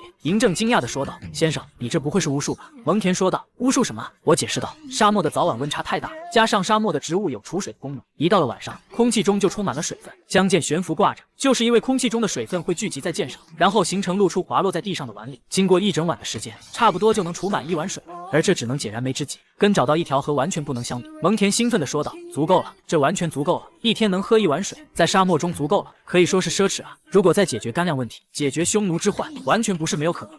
干粮，我笑着说道。可惜秦朝没有什么好的干粮，时间也储存不了多久，不像现在，想要什么吃的没有，时间更是能储存1年半载而不坏。尤其一种压缩饼干，小小的一块可以顶一天的量，就是味道不好。先生可会制作这压缩饼干？蒙恬问道。我摇头道。饼干倒是可以制作出来，但是这压缩饼干就不会了，这相当于将10块饼干压缩成1块，这技术一般人都不会泄露出来的。再说了，谁会想着去学这压缩饼干的技术？学会了也不会去制作，有这时间和这精神，还不如学一些有用的东西。蒙恬脸上有些抽搐。老蒙啊，先生的3个办法你都记一下，自己回去研究一下，想一想哪个管用。嬴政开口道。洛。蒙恬恭敬地应道。研究什么研究？我开口道。这都2000多年了，匈奴早就灭了，不断的跟其他人部族的人合并，再加上内乱，匈奴早就没了。再说了，我说的3个办法都是网上看到的，都是用现在的眼光想的办法。秦朝当时的形势能不能用这3个办法，谁也说不上来，就算那些专家也不行。怎么说都已经时隔2000年了。蒙恬尴尬地笑了笑道。先生说的对，可是对于匈奴之事一直是我先祖的遗憾，如今有办法了，起码也得分析一下，告诉先祖。也是，我点头道。不过现在我们不聊这个，直接吃饭吧，然后我再去打造一些家具。嬴政说道。对，我们先吃饭，然后看先生打造新的家具。洛。饭后嬴政看我打造了几件新家具后，就回咸阳城了。蒙恬跟随嬴政一起前往咸阳宫里。蒙恬问道。陛下，先生真的是从未来而来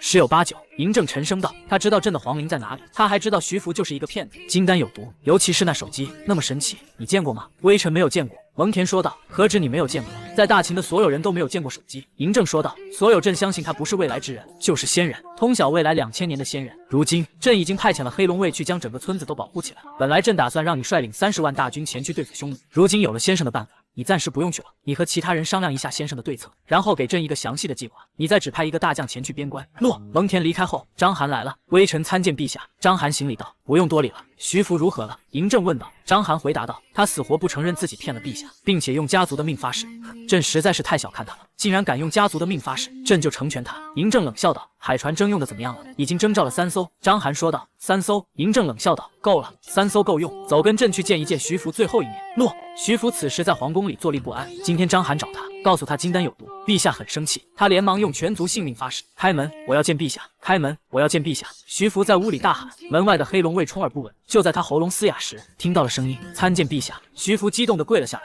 大声喊道。微臣参见陛下。嬴政冷笑道。微臣不应该是罪臣吗？陛下，微臣没有欺骗陛下，也不敢欺骗陛下。金丹确实有延年益寿之效，海外仙山上确实有长生不老药。徐福立马说道。徐福，到了现在你不肯说实话，难道真的不怕镇江的你灭族吗？嬴政狠声说道。陛下，微臣一直说的都是大实话，根本没有欺骗过陛下，也不敢欺骗陛下。徐福说道。船阵已经准备好，只有3艘海船，没有3000童男童女，也没有金银财宝，只有你和你的族人。嬴政冷笑道。不可啊，陛下。徐福将头埋在了地上，惶恐地说道。陛下，这3000童男童女不是给微臣的，而是给海外的仙人的，这代表了陛下的索要长生不老药的决心，对仙人的诚意。没有这3000童男童女和金银财宝，恐怕微臣就算去了海外也得不到长生不老丹。嬴政的脸上布满了杀意，难道朕的诚意、朕的决心都还不够吗？朕为了给你徐福炼制金丹，国库的东西你随意取用，国库没有，朕也会全国搜索，保证你所需要的东西一定找到。整个大秦都在为朕的长生不老而付出所有。如此，你敢说朕没有决心，没有诚意？微臣不敢。徐福连忙解释，微臣当然能感受到陛下的诚意和决心，可是这3000童男童女不是给微臣的，而是给海外仙人的。海外仙人要受到陛下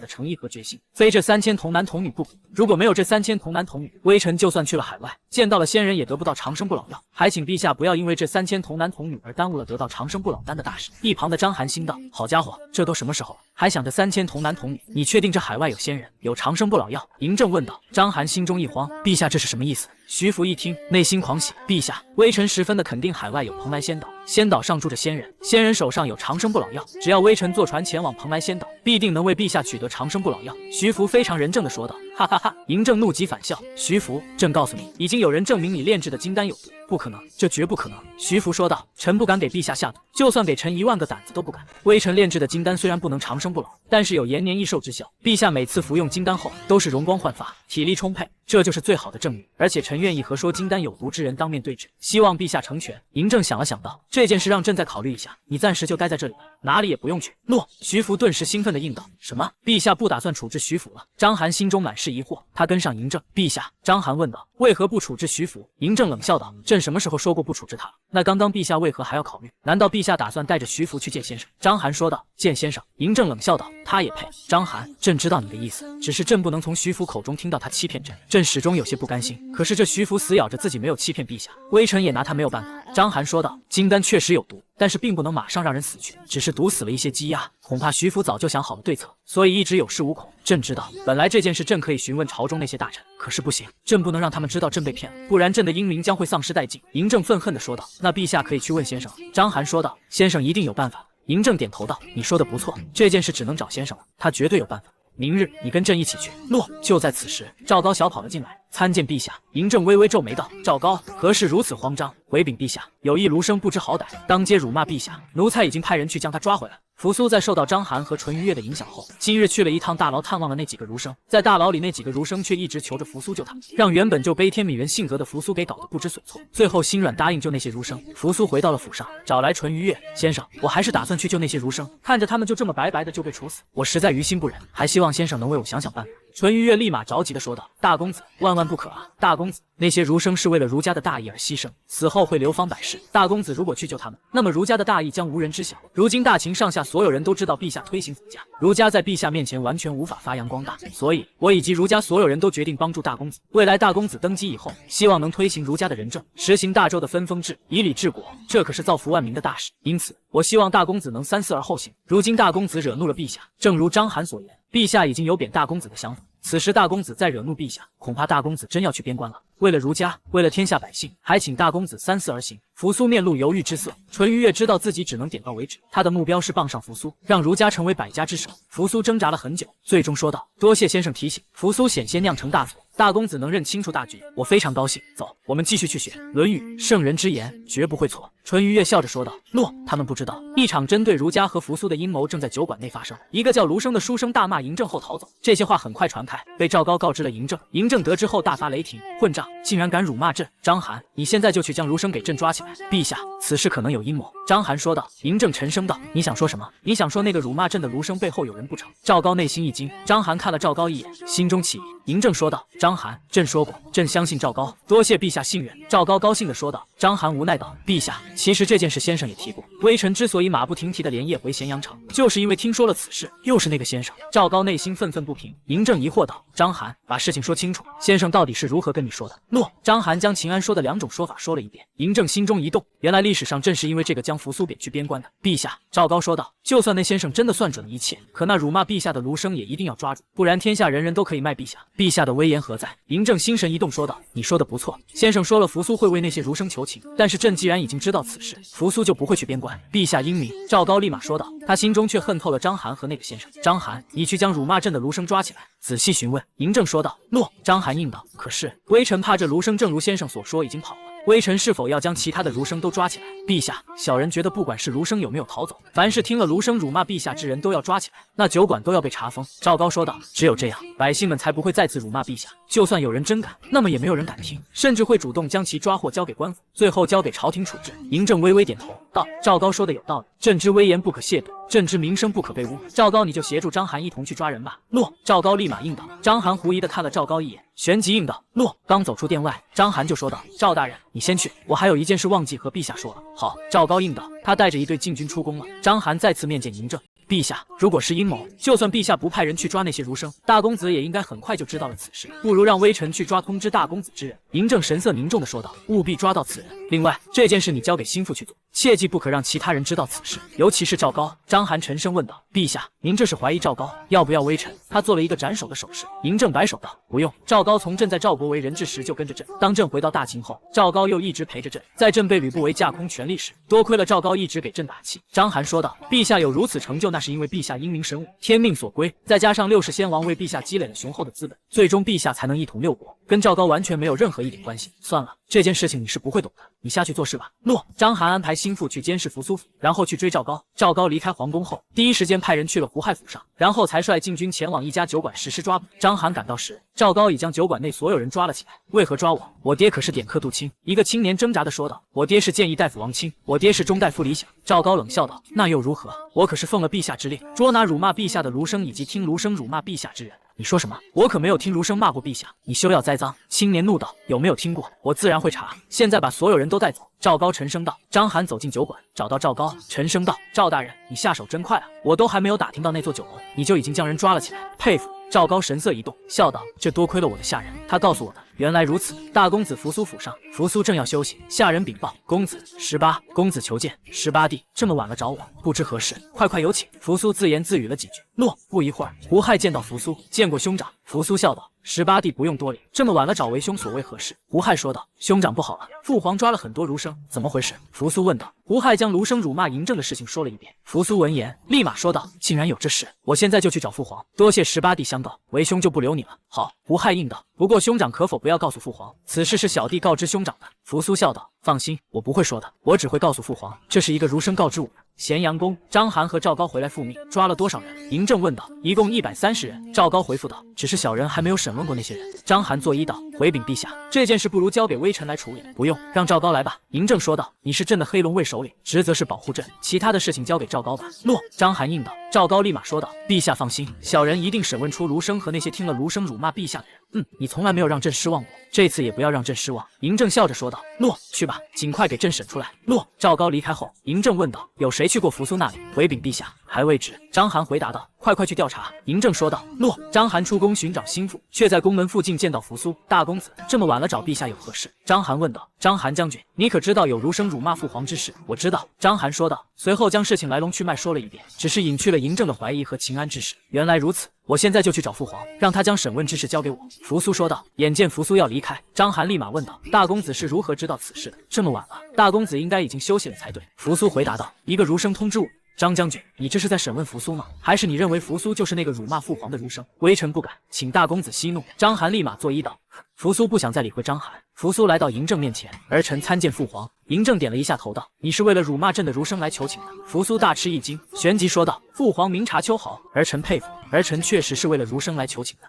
在你求情之前，朕问到你，他们骂朕，你心中是如何想？是不是觉得朕被骂是活该？嬴政问道。扶苏神色一紧道：父皇明察秋毫，已经认识到了大秦如今的律法太过严苛，所以导致百姓们谩骂父皇，此乃大秦之幸。嬴政的怒火一下子就来了，沉声说道：混账！大秦的律法可是先辈们定下的，当年商鞅变法后所成立，他帮助大秦从弱国变成了强国，又从强国统一6国。如今你竟然说大秦的律法太严苛了，父皇此言差矣。扶苏说道：虽然秦律帮助了大秦，可是现在大秦的大秦已经不是当初的大秦，如今大秦一统6国，百姓增多无数，一直沿用现在的秦律，百姓们已经过得非常的困苦，苛捐杂税更是增加了百姓无数的负担。儿臣认为有人骂父皇，那是对大秦的认可，只是希望父皇这个一国之君能做得更好。住嘴！嬴政愤怒地吼道：你的意思是他们辱骂朕是对的，都是朕的错，而且是想让朕这个皇帝做得更好。好，你真是朕的好儿子。父皇，儿臣恳请父皇放了那些儒生。就算父皇真的要惩治辱骂父皇之人，那也只要抓那辱骂父皇之人，跟其他的儒生没有任何关系。扶苏说道。嬴政冷笑道：“有没有关系不是你说的算的，赵高自然会调查清楚。现在你给朕回去，朕不想看到你。”父皇！扶苏大惊道：“滚！”嬴政怒吼道，甚至将手里的竹简扔向了扶苏。扶苏见状，立马跪了下来，惹父皇生气，这是儿臣的错，儿臣愿意受到父皇的任何惩罚，就算让儿臣去边关，儿臣也认了。但是有一件事，儿臣不吐不快。你还有话说？好，你说，朕让你说个痛快。嬴政怒道：“父皇，如今大秦律法过分的严苛，百姓们怨声载道。如今咸阳城的百姓都已经食不果腹，儿臣建议父皇大赦天下，释放骊山劳工和边关修建长城的劳役，实行仁政，让百姓们休养生息。如此一来，大秦才能万世长存。”扶苏说道。嬴政的脸色变得铁青，缓缓说道：“愚蠢，真是愚蠢！朕怎么生了你这个愚蠢的玩意？如果不是朕知道你去了边关后会是什么结局，朕始终认为让你去边关跟着蒙毅是最好的决定。父皇，您要儿臣去边关，儿臣就去边关，只要父皇能实行仁政，儿臣愿意奉上这条命。”扶苏说道。哎，嬴政看着扶苏一脸认真的表情，叹了一口气道：“朕知道你这是受了淳于越这群酸儒的影响导致的，所以朕决定重新给你找一个先生，人选朕已经决定好了。父皇，淳于越先生所教乃是仁政，儿臣并没有觉得哪里不好。”扶苏立马说道。嬴政冷笑道：“他好与不好，自有后人评断。至于你，朕不想和你多解释，你可以离开了。朕派人叫你之前，不允许出府一步，不然朕就会让骊山50万劳工的命来为你的行为负责。”父皇！扶苏大惊，再不走，朕现在就下令。嬴政脸色阴沉地说道。父皇息怒，儿臣现在就告退。扶苏立马离开了皇宫，他有理由相信嬴政会说到做到。章邯回到了皇宫，路上看到了失魂落魄的扶苏，见过大公子。张将军，大公子可是因为那些儒生而感到难受？扶苏叹口气道：“非也，是父皇。哎，父皇竟然用骊山50万劳工的命来逼我，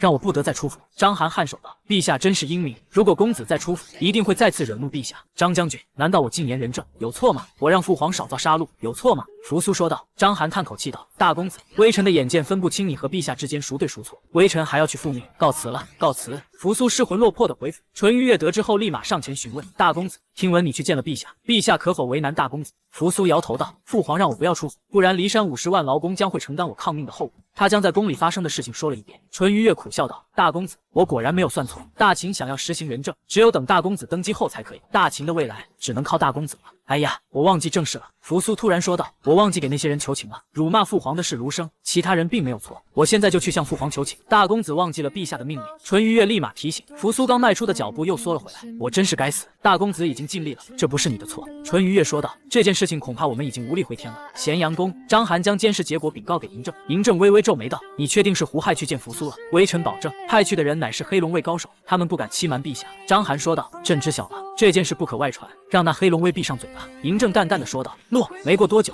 赵高也回来了，参见陛下。不用多礼。嬴政沉声道：“审得如何了？”回禀陛下，小人一共审出428名犯人，他们都参与了辱骂和倾听辱骂陛下之事。赵高说道：“做得好，该赏。”嬴政说道：“谢陛下。”赵高脸色一喜，问道：“陛下该如何处置那些犯人？”不急，此事交给章邯处理。嬴政说道：“对了，赵高，最近胡亥的功课如何了？”回禀陛下，18公子已经开始接触案件了，用不了多久就能亲自审理案件了。赵高微笑道：“很好，胡亥在你的教导下，绝不会让朕失望的。”嬴政说道：“陛下放心，奴才一定会好好的教导18公子，然后为大秦做出贡献。”赵高说道。嬴政点了点头道：“赵高，你做得很好，可惜扶苏被儒家之人教导成什么样子，朕现在恨不得杀了淳于越这老匹夫。陛下，不如让奴才去处置淳于越。”赵高说道。章邯微微皱眉，这淳于越一死，大公子一定和陛下反目成仇。陛下，此事万万不妥。淳于越身为博士，对大公子还有教导之恩，如果现在就处置淳于越，只会对大公子的名声受损，不如让大公子跟先生学习吧。章邯说道：“这件事你已经提过了，朕也想过了，贸贸然的将扶苏带去见先生，恐怕先生未必会答应，不如明日朕先去一趟村子，询问一下先生的意见再说。”嬴政说道。诺。赵高再次听到先生，心中好奇又忌惮，这人好像破坏了自己的计划。赵高眼珠子一转，说道：“陛下，那先生能让陛下尊称一声先生，他的能力一定毋庸置疑的，奴才也很想见识一下。”哈哈，嬴政笑道：“你啊，有机会的，朕还想让你去伺候这位先生，让奴才去伺候这先生。”赵高一惊，嬴政笑道：“不要这么惊讶，能伺候先生是你的福气，如果不是你伺候人比较仔细，让人舒心，这样的机会还轮不到你呢。只要是陛下命令，微臣就愿意去。陛下明天不是就要去吗？不如奴才明日跟陛下一同前往吧。”赵高说道。嬴政笑道：“下次吧，这次朕要先探探先生的底才行。”诺。赵高微笑的退到一旁。心中却泛起一抹狠厉，这人可能会威胁我的地位。第二天，嬴政和章邯出发前往赵家村。我在赵家村发现，整个村子除了我的房子是砖瓦的，其他都是茅草屋，没有学校，我就没法教书。于是我打算建造砖瓦厂和水泥厂。一大早就找上了李斯先生，有何事？李斯问道。我说道：老李啊，你有没有发现，整个赵家村茅屋居多，只有我的房子是砖瓦砌成的，这有什么问题吗？李斯说道：这10里8乡的村子几乎都是茅草屋或者黄泥所砌成的，只有村长的房子才是用砖瓦砌成的。这就是太落后，外面的村子哪一户人家住着不是3层小洋房、茅草屋，也就是封建社会的时候会。我说道，外面的世界百姓们生活都那么好吗？那可不，只是我们这里的山路太难走了，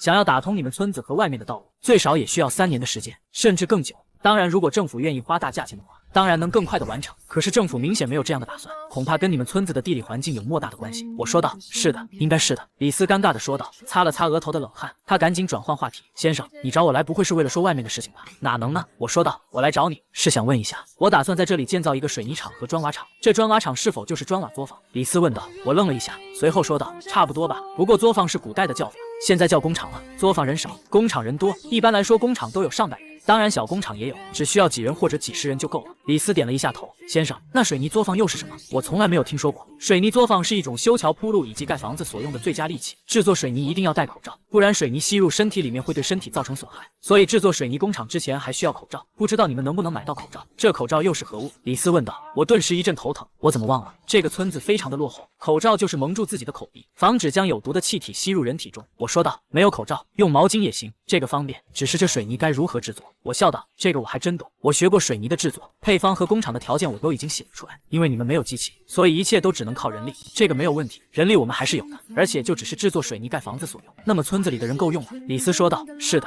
其实也不需要那么多人，一切只要合理安排就行。这个就是水泥制作的方法和工厂所需要的东西。李斯有些迫不及待地接过我手上的白本，上面是我写的简体字，他不认识。我们开始了一问一答，我很无奈，这里的人识字程度堪比教授，好在我教的只是孩子。经过我详细的讲解后，李斯算是听明白了水泥的制作步骤，他打算将任务交给下面的人去做，并先把我写的简体字翻译成秦传。就在他翻译时，嬴政和章邯来到了赵家村，参见陛下。不用多礼，以后叫朕村长，叫章邯为队长。落。两人前往我的住处。李斯得知嬴政来了，兴奋地拿着水泥制作方法前去邀功。见过村长。不用多礼。嬴政点头道：先生可有什么新的想法？李斯双手奉上翻译好的方法，这是先生刚刚给我的水泥制作方法。先生说这水泥可以修桥铺路，可以用来建造房子，而且先生要求在村子里建造砖瓦作坊和水泥作坊，准备让全村人换成新的房子，和外面差不多的房子。外面的房子，嬴政兴奋道：莫非是先生世界的房子？是的，村长。李斯兴奋地说道：这个水泥的神奇之处就是用它修的路不会出现坑洼，不像现在的官道，一旦下雨就到处都是坑洼积水，泥泞不堪，如此神奇。先生是这么说的。李斯回答道。嬴政颔首道：既然先生说的，那8、9不离10了，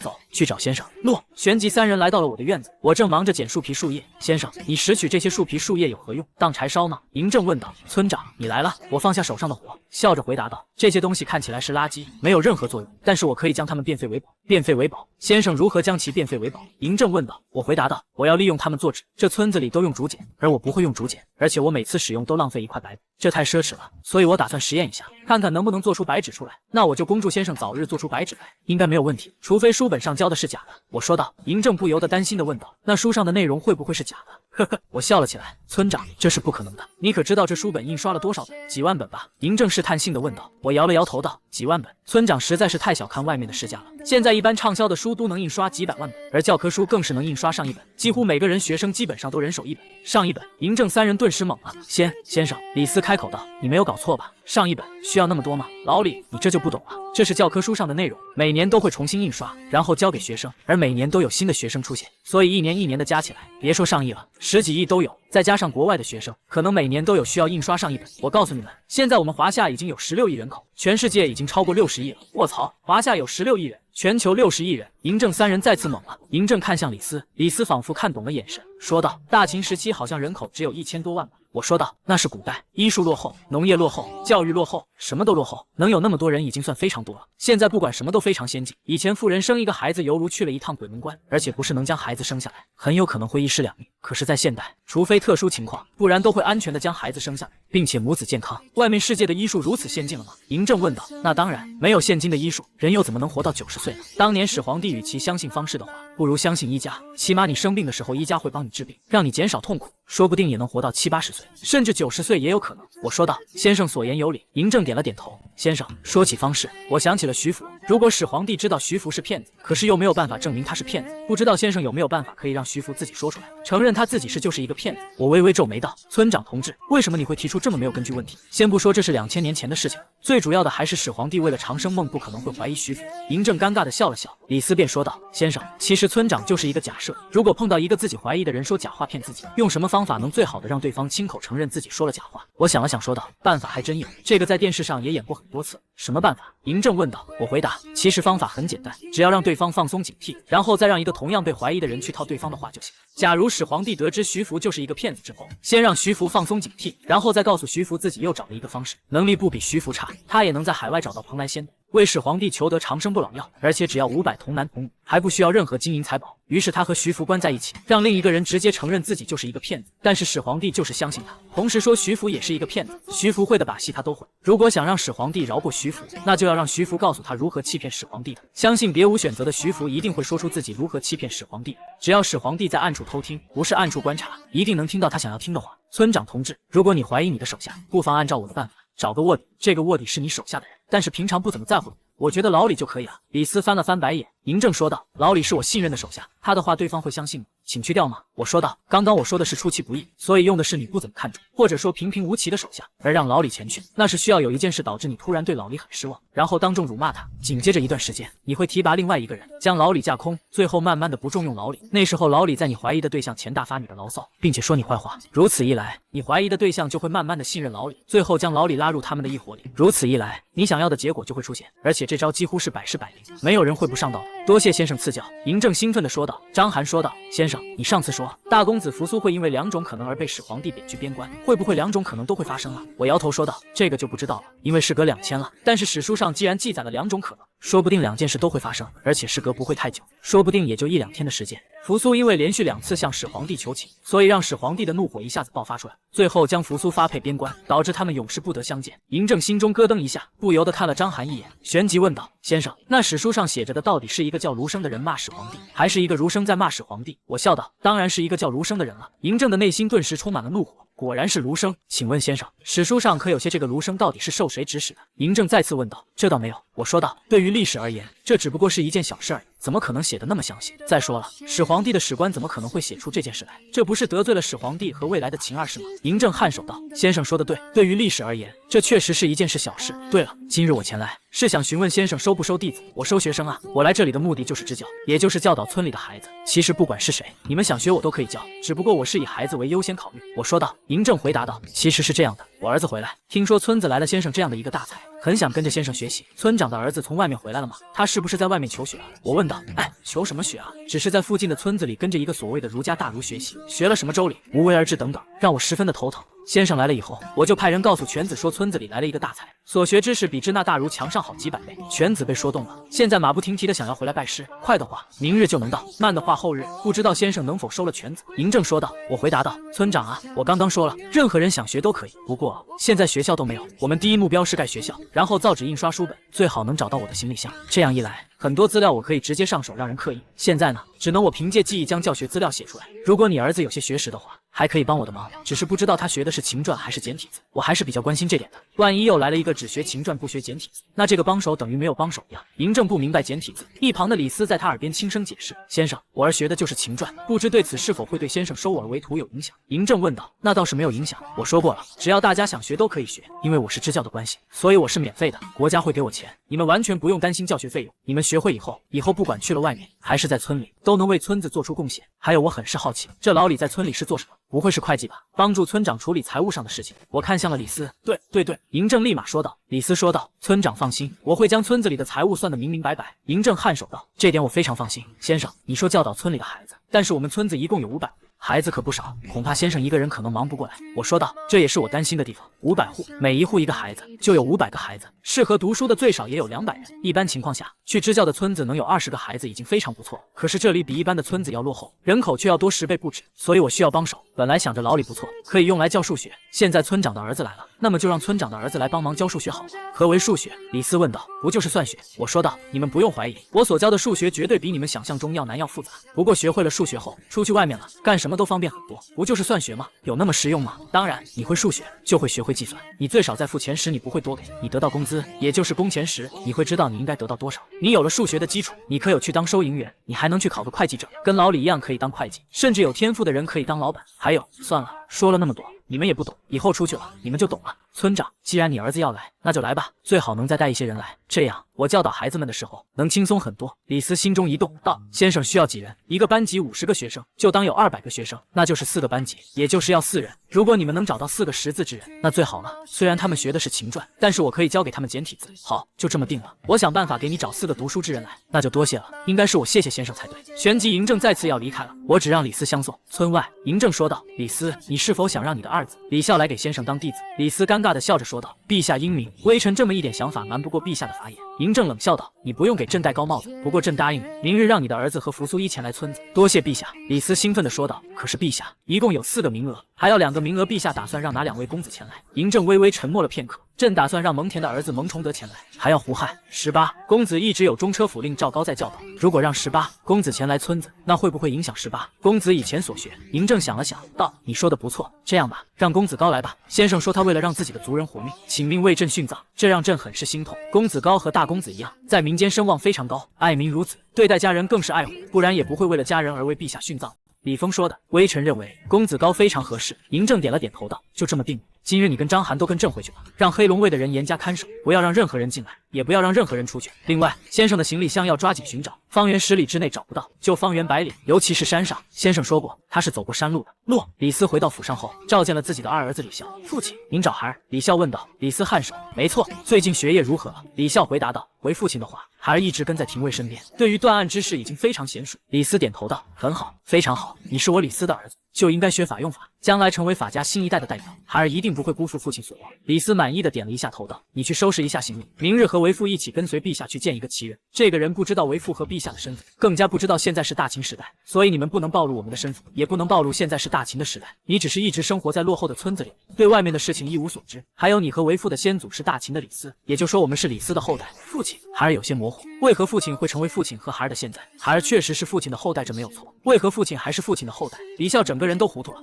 李斯淡淡的说道：你只要记住，不要暴露大家的身份，也不要暴露现在是大秦的事情就行了。诺。李孝应道。另一边，嬴政来到了蒙恬的府上，蒙恬得知后，立马率领家人一同迎接，恭迎陛下。嬴政笑道：蒙爱卿不用多礼，朕刚刚从村子里回到咸阳城。蒙恬一愣，随后说道：陛下，不如去书房详谈。不必了，朕找你是要告诉你，先生想收4个弟子，朕给你的长子一个名额。蒙恬心中一喜，立马行礼道：多谢陛下。崇德还不快谢过陛下。一旁的蒙崇德回过神来道：多谢陛下，您好好向先生学习，就是对朕最好的谢意。嬴政说道：小人一定会好好学习的。蒙崇德说道。嬴政满意的点了点头道：蒙恬，去村子需要注意的事项，你要跟崇德说清楚，明日你和崇德一起跟朕去村子。诺。蒙恬应道：陛下，关于匈奴的事情，微臣想跟陛下商量一下。嬴政点头道：跟朕去宫里说。诺。到达皇宫后，赵高就出现了，参加陛下。嬴政点了一下头道：赵高，你去将大公子和公子高叫来见朕。诺。赵高应道。嬴政坐在上座后，便问道：蒙恬，关于匈奴之事，你们商量出了结果没有？回禀陛下，臣等已经商量出结果来了，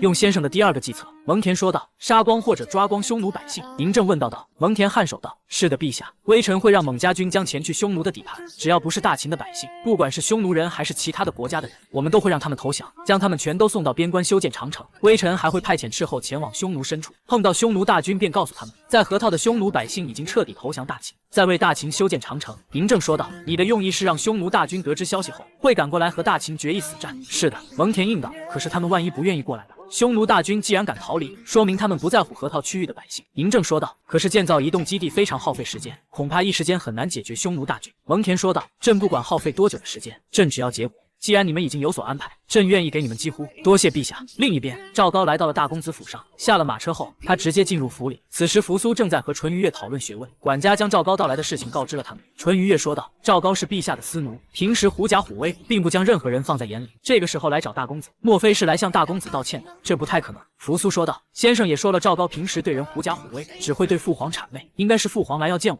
淳于越眉头微皱，陛下这个时候见你，肯定要惩罚你。大公子，不管陛下说什么，微臣都希望你能认错。一旦你被陛下贬到边关，那么一切都晚了。扶苏脸色凝重地说道：“多谢先生提点，我去见那赵高。”赵高见到扶苏，笑脸相迎，行礼道：“见过大公子。”扶苏问道：“赵大人，这么晚了找我，是父皇要见我吗？”“是的，陛下要见大公子，还有公子高。父皇还要见二弟。”扶苏有些惊讶，难道父皇想要将我贬去边关，让二弟代替我？言者无意，听者有心。赵高听完扶苏的话，心中一个咯噔。大公子，不要让陛下久等。我去通知公子高，大公子先去见陛下。不用，我和你去找二弟，然后一起去见父皇。扶苏说道。是，好吧。赵高犹豫了1秒就答应了。随后两人来到了公子高的府上，见过兄长。公子高见到扶苏后直接行礼，见过公子高。赵高对着公子高行礼，公子高只是微微点头。扶苏道：“二弟不用多礼，父皇找我们有事，现在去见父皇吧。”公子高问扶苏：“兄长，知道父皇为何要见我们吗？”“不知道，见了父皇我们就能知道了。”扶苏说道。公子高看向赵高，问道：“赵大人，你可知道父皇那么晚召见我们兄弟二人，所谓何事？”赵高笑眯眯地说道：“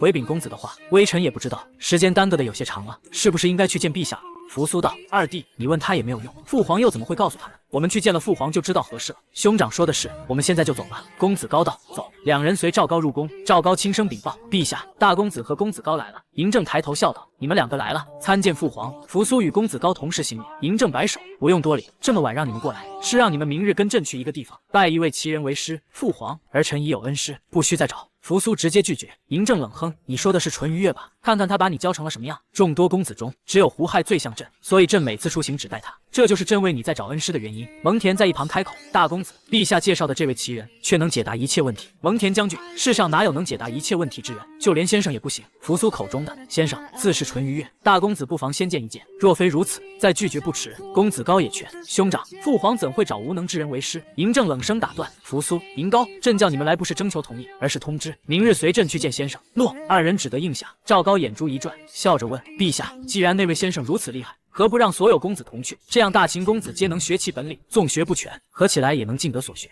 嬴政神色一动，却又叹道：“以后再说吧，人多易暴露身份。”他看向扶苏与公子高，准备寻常百姓衣物，见到先生后绝不可暴露身份，也不可告诉他如今是大秦父皇，这是为何？扶苏问。照做便是。嬴政不耐，诺。众人散去。赵高离宫后直奔胡亥府里。胡亥正蒙眼与侍女嬉戏，搂住一人后察觉不对，扯下丝巾见是赵高，嫌弃的退了一步：“你怎么来了？微臣有要事相告。”赵高压下不满，沉声道。胡亥冷笑：“难道大兄被贬边关了？”“非也，是因陛下身边多了一位奇人，深受信任。如今陛下要让大公子与公子高拜其为师，偏心。父皇就是偏心。”胡亥咆哮。赵高急令侍女退下，低声道：“公子慎言，隔墙有耳。”胡亥脸色发白：“我府上有耳目，小心为上。”赵高点头：“臣可为公子更换仆役，但眼下公子需设法一同去见那奇人，找父皇。”“不可，陛下说日后会带公子去，若此时触怒陛下或那奇人，公子便离大位愈远。不如去求大公子，让他将机会让与你。”胡亥怒道：“求他，绝无可能。皇位必是我的，我自去找父皇。”赵高慌忙劝阻：“陛下若知是臣透露消息，便是灭族之罪。公子若听臣言，尚有转圜。”胡亥最终未去找嬴政，却也不肯求扶苏。赵高暗骂一声，却也庆幸瞒过了陛下。次日，嬴政带我至徐福处，徐福跪迎参见陛下。嬴政笑道：“起来吧，朕找到另一位能寻长生药的方式。”徐福这才看到我，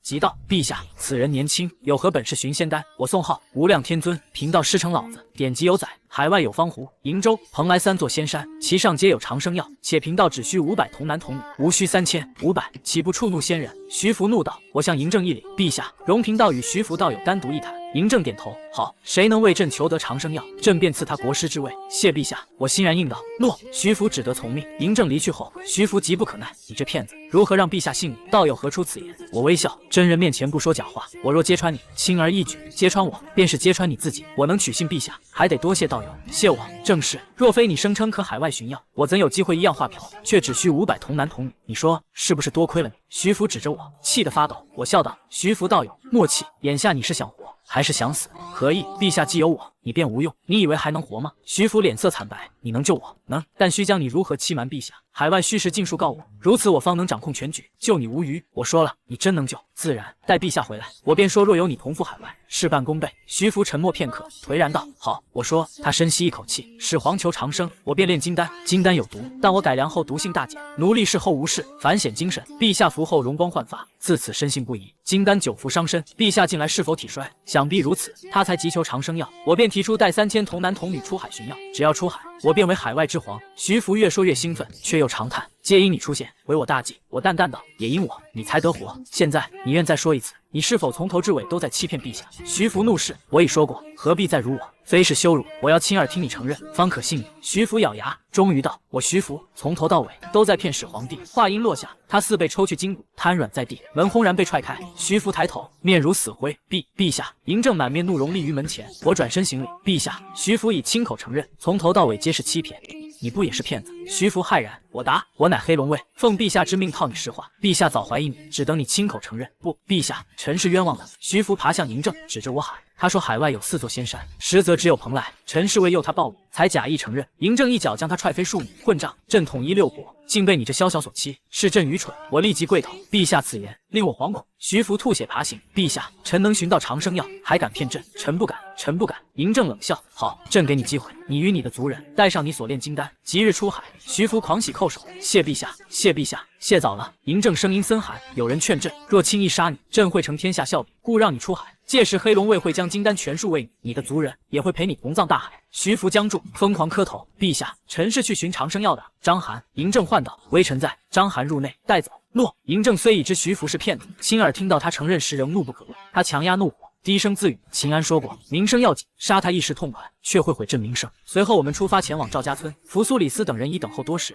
参见陛下。父皇！众人行礼。嬴政拉开车帘，免礼。李斯、蒙恬前面带路。落。车队驶向赵家村，我在村中正带村民制砖，先做粗糙的土坯，风干后烧制，烧砖需15日，成败未卜。嬴政到村外时，又叮嘱扶苏4人，不准暴露身份，不准提大秦。4人虽困惑，仍应诺。李斯问过守卫后回报：陛下，先生未曾离开，直接去住处。进村便见我正讲解制砖。先生！嬴政高声唤道。我回头见他一行到来，村民停活行礼，见过村长。嬴政颔首，不必多礼，忙去吧。村民干得更卖力了。村长在此，谁不表现？嬴政指扶苏4人道：先生，这是老赵、老李、老蒙家的孩子，赵苏、赵高、蒙德、李孝。4人行礼，见过先生。我摆手笑道：不必客气，外界现已不作揖，流行握手，但我入乡随俗，也不回礼了。嬴政笑道：先生多虑，从今日起，他们便是先生弟子，任先生使唤，使唤不敢，但我的学问需实践，他们或要动手劳作，望村长且勿心疼，能随先生学习是福气，绝不心疼。我看了看天色，先回屋吧，该用午饭了。大家休息。村民未动，直至嬴政开口：先生让休息，便休息。落。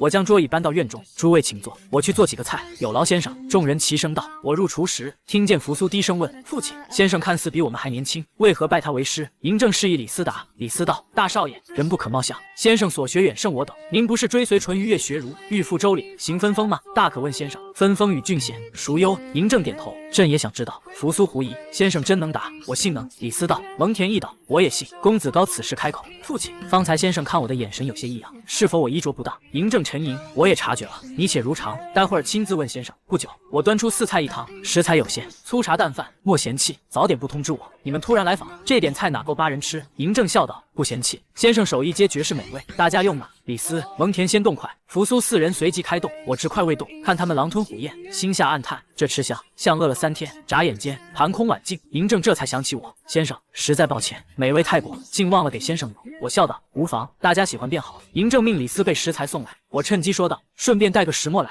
村里小麦、黄豆多，却只知主食，磨粉后可做面食，好吃管饱。再给我些食日，养些猪鸡，往后便能自给自足。扶苏一道：小麦不本就如此吃吗？焉能变美食？我摇头：小苏啊，你这是没出过村。如今南方食米，北方食面，包子、馒头，闻所未闻。嬴政斥道：正是因我们未走出去，学好先生本事，将来出村方能成大事。我摆手：村长高看我了，比我强的人满街都是。公子高呼问：先生，方才我们所问分封制与郡县制，哪种更好？我未答，先看他，你名字让我想起某个大奸臣。先生指中车府令赵高，既知他，为何不改名？我转向嬴政：村长，让他改名吧，否则出去必遭险。嬴政目光一凝：为何？赵高做了什么？你竟不知？我一怔，随即恍然：对了，你们是公子高后代，公子高被迫殉葬始皇，但你们这一脉留存。秦二世与赵高为保名声，必会美化自身，久而你们便忘了赵高罪行。公子高一脸茫然：我为父皇殉葬，为何？扶苏等人亦露一色，却见嬴政与蒙恬面色凝重，只得咽下质疑。嬴政沉声问：先生，赵高到底做了什么？他是亡秦凶手。秦二世虽昏暴，接赵高教唆。什么？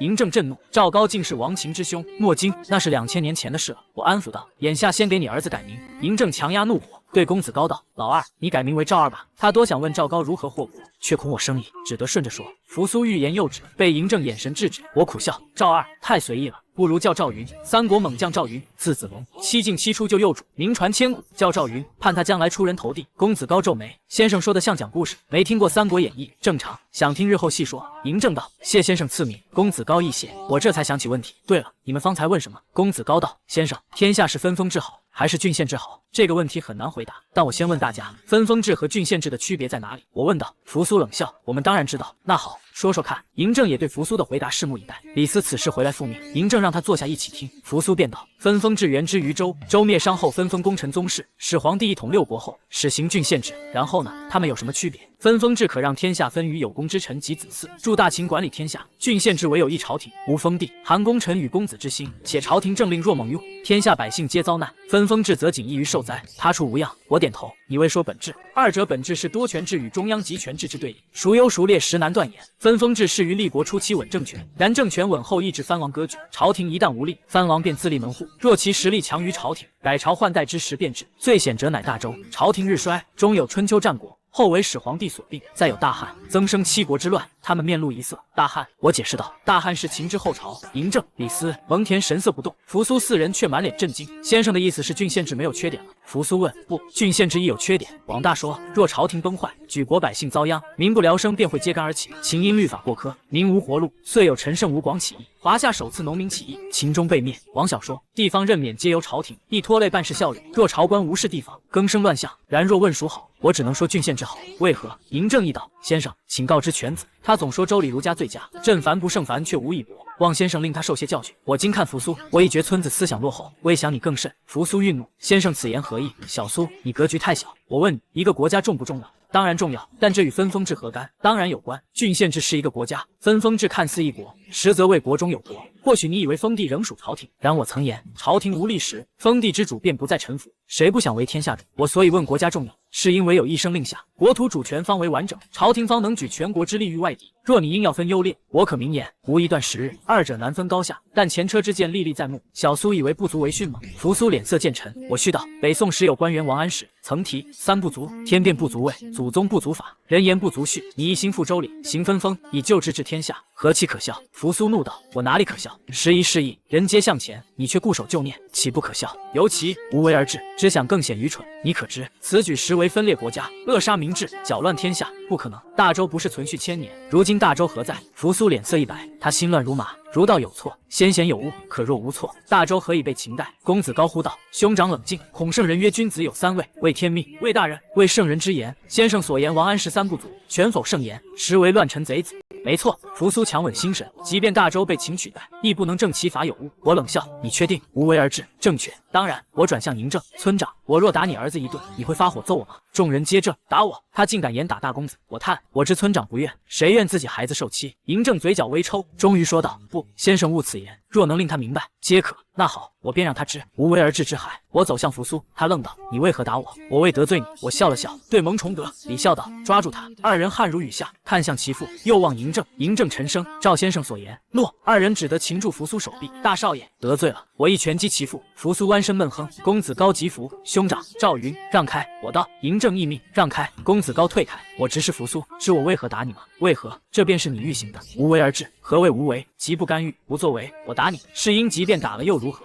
我可说是你知错，官府一纸劝和，不会拿我。我打你是要告诉你，世人之心非尽同你，是有善人、恶人，亦有利己之人。我等行事皆讲一个利字。文村长言你久学儒家，然你未得精髓，只困于己见。此言何意？儒家主张以德治国，然此难实现。儒家精髓乃导人向善，非治国之术。虽自汉武帝始，罢黜百家，独尊儒术。什么？李斯与扶苏同经，李斯经法家被废，扶苏喜儒家得尊。我续道：此有何奇？朝廷须大一统，儒家恰顺应此事，故成近2000年主流思想。庶民欲为官，须科举，所考及儒家典籍。然初虽有异，后世儒风渐腐，终至闭关锁国，据心守旧。华夏遂被列强瓜分，幸百姓自强，驱除外侮，立新中国，民生渐愈。经数十年，华夏已成世之强国，军经皆列前茅。李斯心系法家，扶苏心系儒家。李斯问先生：若汉武帝罢黜百家，法家何在？国无法不行啊，酷刑不要也罢。扶苏得意道：既罢百家，百家自不得立朝堂，法家亦然。嬴政眉头微皱，他本知法家，闻儒家独尊2000年，心下难安。我笑道：老李宽心，纵独尊如树，法家亦不灭，百家皆不灭，其念已深入人心。法家更乃国之重器，岂会消亡？李斯少尉，扶苏不解。既如此，为何儒家独大？没错，我说道，确实是儒家一家独大，那不就是了？既然一家独大，那为什么法家还在？扶苏质问道。因为律法是国家的根本，国无法不治，民无法不立，法律面前人人平等，天子犯法与庶民同罪。我沉声回答道：大胆！李斯、蒙恬等人异口同声怒吼，我再次被吓了一跳。他们反应为何总如此激烈？放肆！嬴政脸色阴沉，你们怎可如此对先生？还不快道歉！李斯等人回过神来，齐声道歉。先生，我等向你道歉。我苦笑，不必，只是你们太精怪了。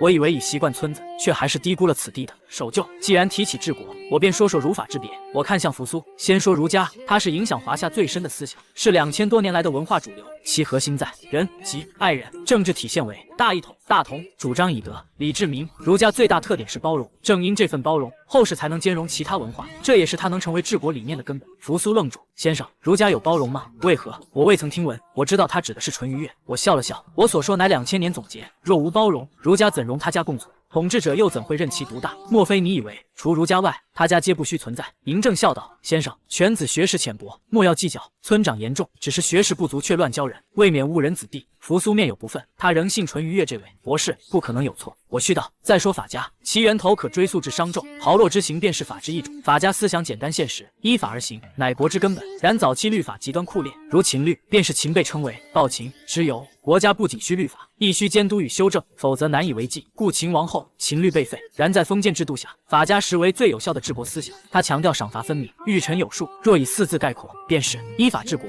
既然如此，为何还要让儒家独大？扶苏不服。我说过，儒家顺应了大一统之势，汉武帝方罢黜百家，但儒家为皮，法家为骨，历朝历代皆以儒家思想育民，以法家律法治国。举个简单例子，杀人偿命，为何要偿命？何种情形下杀人可不偿命，甚至受赏？小苏，你能答吗？你能确保杀人者必偿命吗？扶苏哑然。李斯则道：杀人者应弃市，无论缘由，朝廷皆需抓人弃市。弃市？我摇头。老李，你说的是秦律。我说过，秦律太严酷，大秦灭亡后便消失了。嬴政开口：先生，秦律若不严酷，如何震慑6国百姓？若他们联合反秦，大秦岂不危矣？或许吧，但我认为6国百姓亦不愿再起战事，只要能活，无人愿战。纵有6国余孽欲反，若百姓归心，谁愿跟随？公子高颔首。先生所言极是，只要百姓归心，何惧余孽？父亲，先生之意是以儒家为皮，法家为骨，用儒家育民，以律法治民。然大秦律法过苛，且无监督修正之制，治其混乱，是否适用亦不可知。我点头，孺子可教。看来现场只赵云率先明白，只是你们所言总让我觉得此处便是大秦。嬴政等人脸色微变，李斯忙道：先生莫要说笑，若此为大秦，先生又如何至此？也是。我笑了笑，转向扶苏：小苏，无为而治不可行，你若真心慕儒，便继续学吧。儒家常于导人向善，学了虽用处不大，至少不会成恶人。扶苏愣住，儒家真的没用吗？也不能这么说。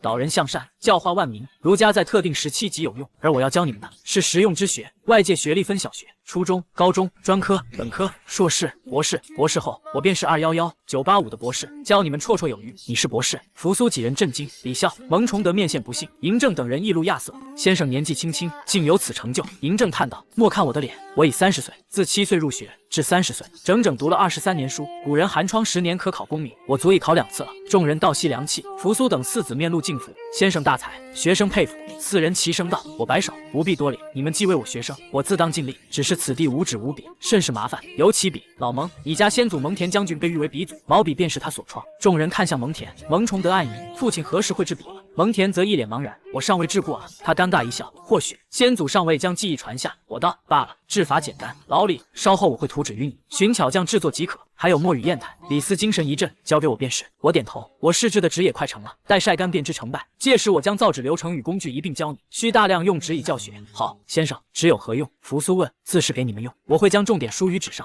可惜我不会制铅笔与圆珠，否则便不用毛笔了。我们能去看看纸吗？公子高问。可以，只是尚未干透。无妨，我们只看一眼。我带众人入宅，至一房间，室内有火盆，墙上贴了些白色物饰。我指道，这便是纸，干后可用毛笔在上书写。我虽不会制铅笔，但毛笔字尚可入目。我自幼被父逼练毛笔字，水平其纸尚可，但不必多说。众人看我得意神色，皆暗翻白眼，他们仍难想象纸如何书写。我讲解纸之用途，众人震惊。先生，一次可制多少纸？嬴政问。此乃样品，产量取决于人力物力，只有多种，可写书、练字、作画，还可。我顿住，略显尴尬。还可如何？众人好奇。上洗手间用。洗手间可就是如厕后擦拭之用。什么？众人大惊。扶苏急道：有辱斯文。李斯道：先生，此事若被读书人知晓，可知后果。知晓又如何？用纸清洁，再正常不过。举世皆用卫生纸，只为更舒爽。李斯哑然，他忽忆起我来自未来，未来对此早已习常。嬴政道：是我们少见多怪，先生，既然纸如此有用，便让这4个小子帮忙吧，凡事皆可差遣他们。好，他们读过书，识字，学得快，我自会狠狠地用他们。我笑道。嬴政嘴角微抽，扶苏却兴奋道：先生尽管吩咐，赵苏必竭尽所能。公子高、蒙崇德、李孝义齐声应诺。李斯、蒙恬微微点头，对二子今日臣的助气颇为满意。我道：记住你们的话，现在先去把碗洗了。4人一脸猛然，洗碗他们从未做过。李斯问：先生，为何让他们洗碗？不该教学问吗？从今日起，他们便住此宅中，起居饮食需亲力亲为，洗碗便是第一课。嬴政开口定调，一切按先生说的做。赵苏、赵云、蒙德、李孝，你们留在此处，用心向先生学习。先生让你们怎么做，你们便怎么做，明白吗？诺。4人齐声应道。先生让你们洗碗，你们便去洗吧。诺。4人开始收拾碗筷，我看着他们生疏的动作，补充道：碗要洗4遍，最后用滚水烫过。诺。嬴政好奇，先生为何如此麻烦？一遍不够，怕洗不干净，多洗几遍更干净。热水可杀菌，何为杀菌？杀灭细菌病菌，此物肉眼不可见，但高温可灭大多病菌，若入口容易致病。嬴政等人面露惊色，4暗自记下。4人洗完碗，我只看他们动作勉强合格，果然是一群养尊处优的富二代。众人重新落座，嬴政又开口，这次问的是他最挂心之事。先生，你说赵高是导致大秦2世而亡的真凶，这不可能吧？赵高不过一丝奴，何来此呢？众人皆竖起耳朵。我笑道：此事倒要多谢始皇帝自己。此话怎讲？难道是始皇帝让赵高灭秦？那倒没有，只是始皇帝勤政，许多文书皆由赵高代笔。第5次东巡时，他因长期服丹，身体虚亏，不慎撞头，一病不起，就此驾崩。此事先生说过，但始皇帝既崩，赵高如何成亡秦凶手？正因他常代笔批阅奏章，始皇帝一死，他便敢篡改遗诏，将传位扶苏改为传位胡亥。嬴政脸色一沉，赵高竟敢如此。李斯一道，他一人有这般胆量，篡改的遗诏无人起疑。老李问得好，我记得告诉过你，你先祖亦是亡秦凶手之一吧？李斯嘴角一抽，尴尬笑道：先生之意是我先祖李斯相助赵高，可这么说？众人目光投向李斯，李孝面色一紧。李斯急道：没理由啊！我先祖已位极人臣，为何相助赵高？正常却无理由。但赵高有心机，知李斯死穴。始皇帝死后，赵高找到李斯，言若扶苏即位，丞相之位必受威胁。蒙氏兄弟将受重用，蒙恬或为大将军，蒙毅或为丞相。此言直击李斯要害，他贪权，岂愿相让？于是李斯同意赵高之意，隐瞒始皇死讯，以咸鱼掩尸臭，连发2道旨意，一传位胡亥，一则扶苏令其自裁。我顿了下，见众人屏息，李斯以为胡亥登基后便可高枕，却反被赵高算计。他常于胡亥玩乐时劝谏勤政，胡亥从晏至怒，赵高在挑唆，中下只将李斯满门抄斩。行刑者正是赵高。行前，李斯悲呼：今天下凡者已有大半，而心尚未悟也，而以赵高为佐，吾必见寇至咸阳。麋鹿游于朝野，未料此话不久应验。刘邦入咸阳，麋鹿真献朝堂，秦王、楚汉相争时，我看向嬴政，故赵高实为元凶。胡亥只知玩乐，朝政尽附赵高，最后胡亥亦死于赵高之手。胡亥恐皇位被夺，下旨将始皇帝子女尽数诛灭，除你们这一脉，始皇帝血脉近乎断绝。嬴政沉声问：赵高为何如此？朕真想不通，我帮他解疑。因赵高心中有恨有恐，始皇帝当年一举，恐未料埋下亡秦之患。何举？赵高曾犯罪，始皇帝交蒙毅审理，蒙毅判其死罪，但始皇帝赦免了他。此后赵高暗恨蒙毅，从未表露。始皇死后，他恐扶苏登基重用蒙毅，旧事重提，故先下手除扶苏，再除蒙恬、蒙毅。而李斯未除蒙氏，亦举手赞同。话音落，数道目光刺向李斯，他尴尬万分，急转话题：先生，赵高何以预知始皇东巡时会崩？此或巧合，或阴谋。时隔2000年，无人敢断，但我个人以为，我强调，仅个人之见。众人目光俱回。嬴政道：先生请说。我个人猜，赵高或与徐福有涉，或早知金丹有毒，甚至金丹备有2份，一份与始皇，一份赵高自流失于他人。赵高或从施药者身况，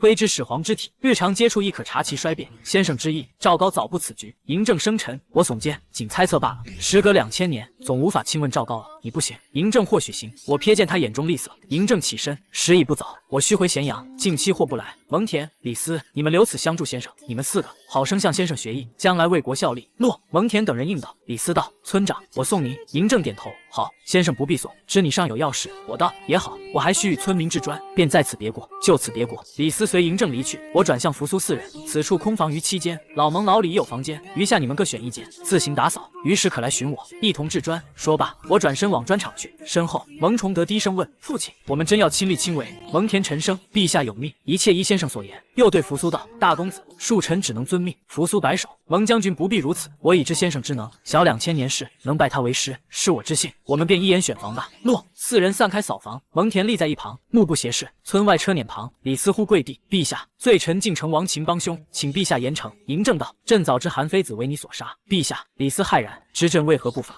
请陛下明示，因你是人才，忠于朕，忠于秦，你所提之意深得朕心，朕容你犯错，故杀韩非一事，朕从未过问，谢陛下信任。李斯喟然，现秦安所言，皆是未发之事，既已知晓，便不会重演。朕当此事未发生，你记住，你知富贵与大秦一体，秦亡则你亡。现朝廷需新才迁至旧贵，你需做两事，请陛下吩咐。其修改秦律，先生所言，秦王非胡亥赵高，亦有陈胜吴广起义，而起因在秦律过苛，你需修律，使秦律是大秦，助大秦千秋万载。诺。其二，问问先生，灭秦之英杰有哪些？你需悉出何人可为朝廷用，何人不可？可明白？微臣明白。他怎会不明？能用者招揽，不能用者铲除。李斯回到大宅，见扶苏几人在打扫，不由问道：“你们在干什么？”蒙恬不悦道：“先生让他们打扫房间，怎么？你有意见？”李斯听出他话中讥讽，苦笑道：“蒙大将军，对不起了。虽未来我害你蒙氏灭族，但我李氏亦被夷三族，陛下已原谅我，望蒙将军也能。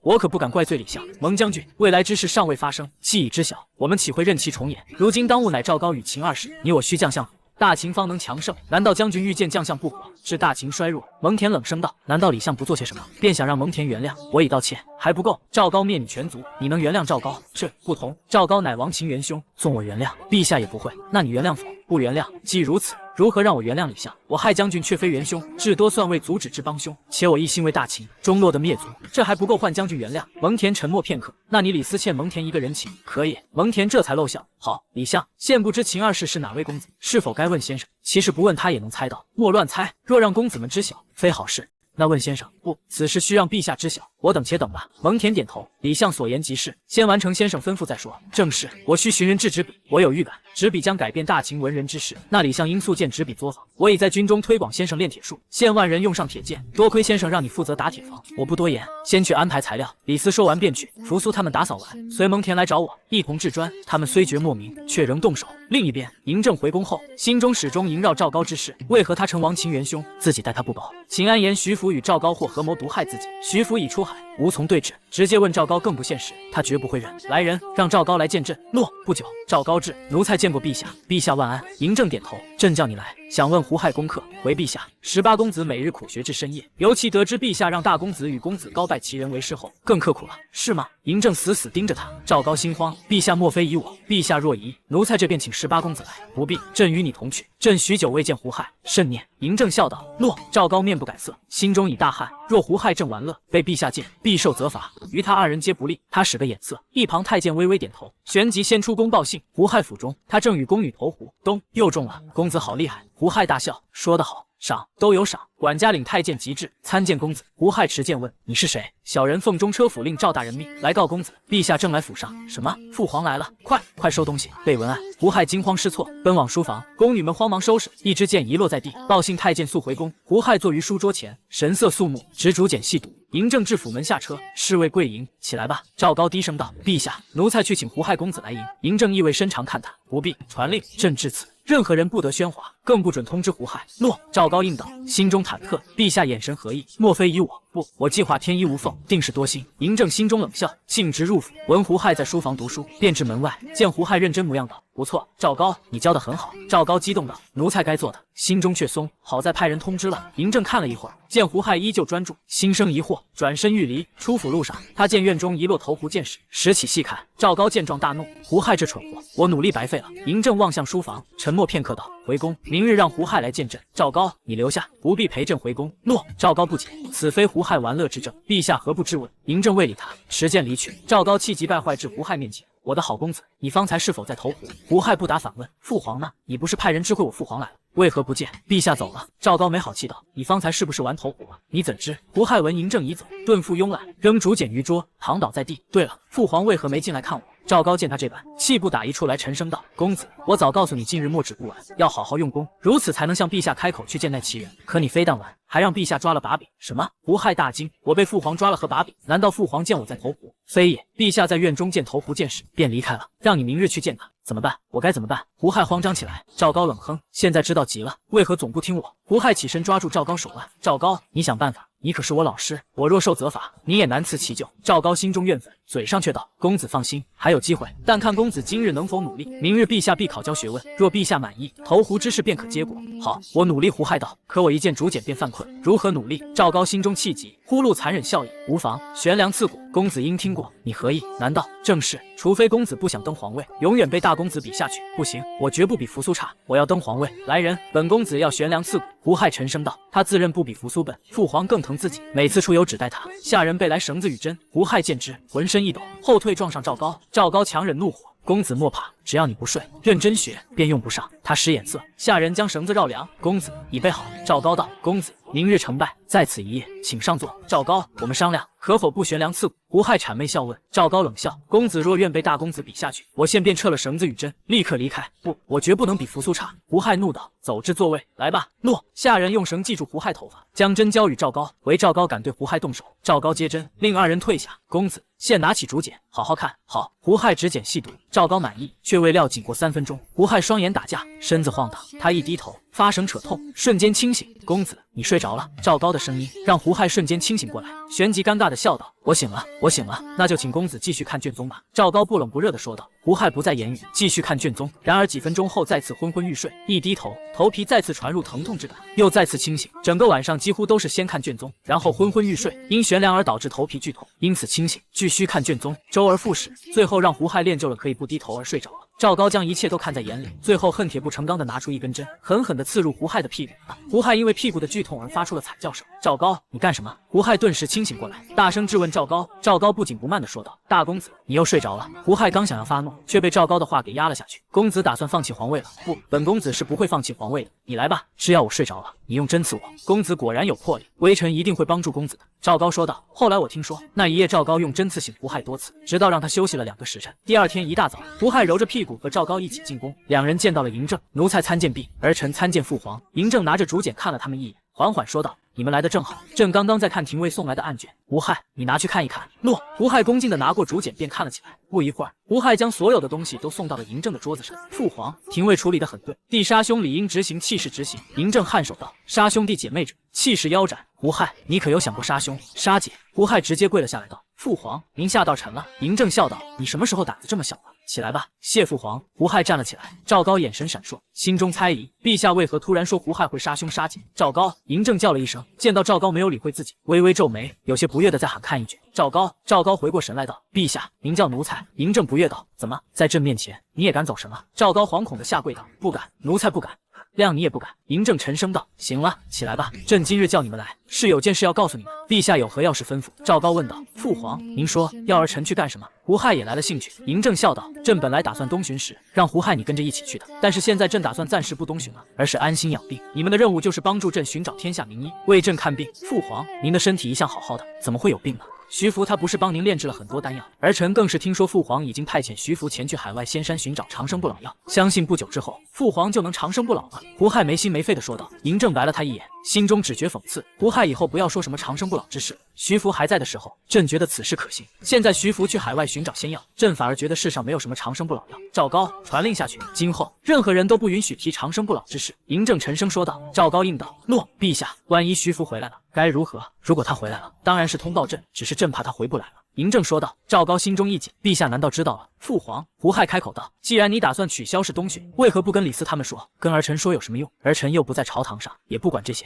嬴政笑了笑道：“今日来，朕打算询问你是否愿意进入朝堂。”什么？胡亥大惊。父皇，您为何打算让儿臣进入朝堂？兄长他们都没有进入朝堂，儿臣哪有什么资格？闻言，赵高在心中暗骂胡亥不已。哈哈！嬴政大笑起来。朕就知道你会这么说。现在朕给你一次机会，你想不想入朝堂？父皇，儿臣的学识还不够，想跟兄长他们一样继续学习，所以儿臣不想入朝堂，希望父皇能让儿臣跟随那奇人学习。胡亥说道。嬴政微微皱眉道：“你为何要向奇人学习？你可知道跟随奇人学习会有多辛苦？”陛下。赵高抢先回答道：“18，公子只是不想总是见不到大公子。”嬴政抬头看了赵高一眼，沉声道：“朕问你了吗？奴才该死。”赵高惶恐的再次跪了下来。起来吧，去将朕吩咐的事情做好。嬴政不耐烦地说道。诺。赵高立马离开了咸阳宫。赵高离开后，嬴政便笑着说道：“胡亥先生那里你既然想去，朕自然会让你去。只是这次先生只收4个弟子，再给朕一些时日，朕帮你安排。朝堂上你真的不想去？”不想，儿臣一点也不想。儿臣喜欢跟在父皇身边到处行走。胡亥笑道：“那你喜不喜欢投壶？”嬴政问道。喜欢啊。胡亥脱口而出，然而很快想到了昨天的事情，他立马跪了下来。父皇，儿臣知罪。哈哈。嬴政笑了起来。偶尔闲暇时间玩耍又有何不可？你只要不落下功课就行。多谢父皇。父皇请放心，儿臣一定不会落下功课的。胡亥信誓旦旦地说道：“好，朕就问你，偷盗者应判何刑？”嬴政问道。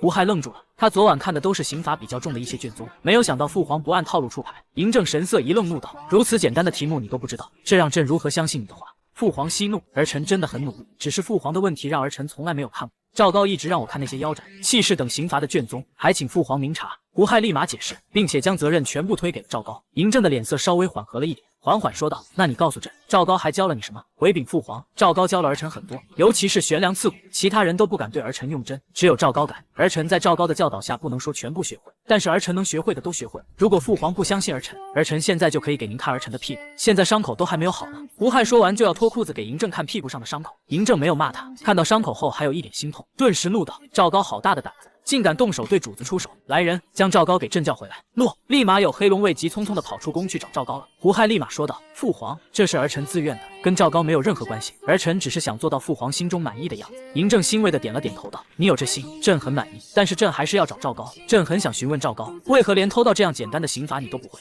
胡亥乖巧的不再说话。黑龙卫很快将赵高带回。赵高见到嬴政后，立马行礼道：“奴才见过陛下。”不用多礼。嬴政沉声道：“朕问你，为何胡亥连偷盗的刑罚都不知道？奴才有罪。”赵高跪了下来，请陛下责罚。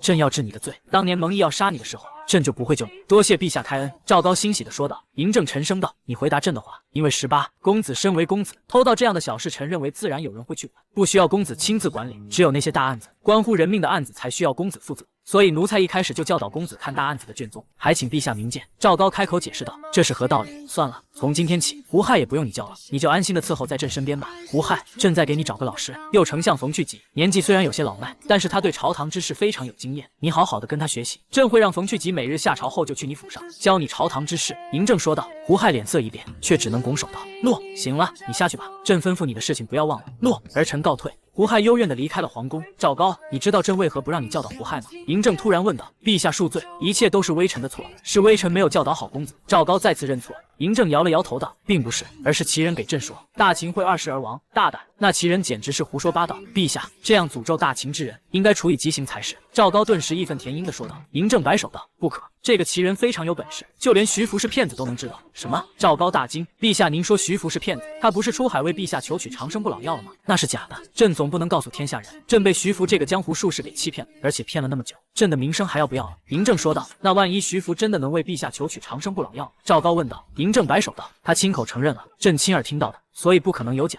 朕告诉你此事，就是想要告诉你，朕不想听到徐福和长生不老之事。诺。后来嬴政将此事告知于我这才知道，那日宫中的试探与交锋，而赵高心中的鬼胎已然被嬴政看得清清楚楚。赵高心中狐疑不定，对嬴政的话产生了很大的怀疑。片刻后，赵高便问道：“陛下，既然其人告诉陛下大秦20而亡，可是奴才非常的不解，这秦20是谁？”嬴政叹口气道：“朕没有问，秦安也没说，但是朕的儿子那么多人，朕可以一个个的询问，然后猜测一下，最后再去询问秦安。秦20是谁？陛下知晓后打算怎么处置秦20？”赵高再次问道。嬴政沉默了，他缓缓说道：“朕没有考虑过那么多，朕只是想靠自己将这个逆子找出来。刚刚朕问了胡亥，他不愿意进入朝堂，这说明他对皇位没有兴趣，朕可以将他排除外了。这件事你不要到处去转，你是朕的心腹，朕应该相信你吗？”赵高表情严肃地说道：“奴才是陛下忠心的奴才，绝对值得相信。好，你跟朕一起去其他公子那里转一转吧。”诺。嬴政带着赵高访遍诸公子府邸，询问是否愿入朝堂，所有公子皆拒，并问为何不让扶苏入朝。一圈下来，嬴政对此结果竟感满意，他本就不愿诸子过早摄政，以免结党乱朝。回宫后，嬴政问赵高：“赵高啊，你觉得朕这些公子如何？”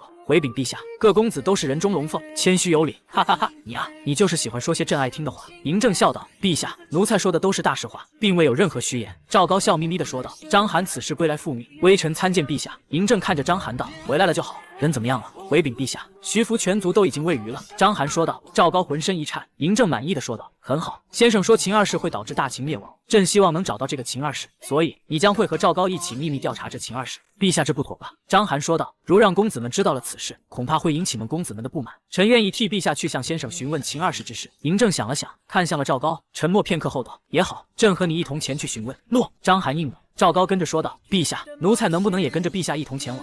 嬴政沉默了片刻，暂时还是算了。看秦安的样子，好像不喜欢别人伺候，喜欢亲力亲为。扶苏他们几个过去都是去洗完打扫自己的房间，都不允许别人帮忙的。你去了可能只会碍事，等朕询问过先生之后再说吧。诺。赵高遗憾地说道。赵高离去被善后，嬴政对张邯低声道：“张邯，秦安虽然没有说秦二世是谁，但是说了灭秦的元凶是谁。谁？”张邯一惊。赵高。嬴政缓缓说出口：“什么？”张邯大吃一惊，竟敢是赵高！陛下为何你不拿下赵高？因为朕还不太相信秦安的话。不，准确的说，朕不愿意相信赵高会背叛朕，朕打算给他一个机会。嬴政说道：“朕不相信朕的臣子会背叛朕，背叛大秦。陛下，微臣绝不会背叛大秦，背叛陛下。”张邯信誓旦旦地说道。嬴政叹口气道：“朕相信你。从今日开始，你开始调查赵高，将他的一举一动都告诉朕。还有胡亥，朕要知道他们每日在干什么。”张邯震惊：“18公子，陛下为何要监视18公子？难道……”嬴政颔首：“赵高如果是真的是主使者，那么一直跟随着赵高学习的胡亥就更加值得怀疑，可能性最高。微臣明白了。”张邯应道：“只是万一证实了某位公子，陛下打算如何做？朕没有考虑过，所以朕决定去询问秦安，希望历史上能有相似的情况，朕可以做借鉴。”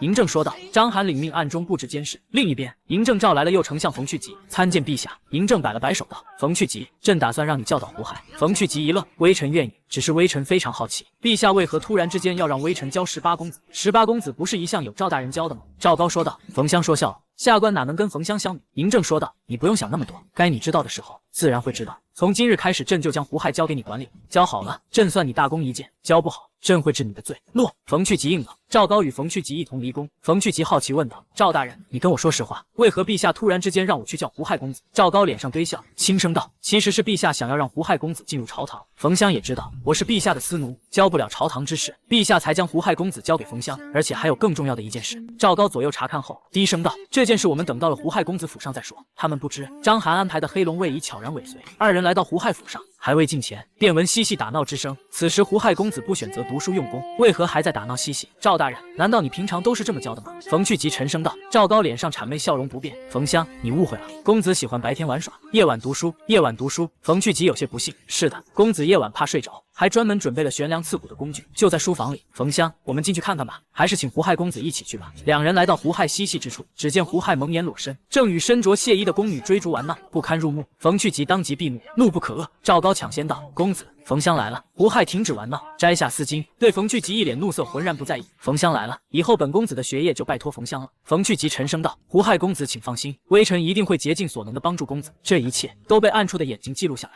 最终会成密报，呈于嬴政案前，也辗转传入我的耳中。山雨欲来，咸阳宫中的猜疑与监视已然如网般张开。”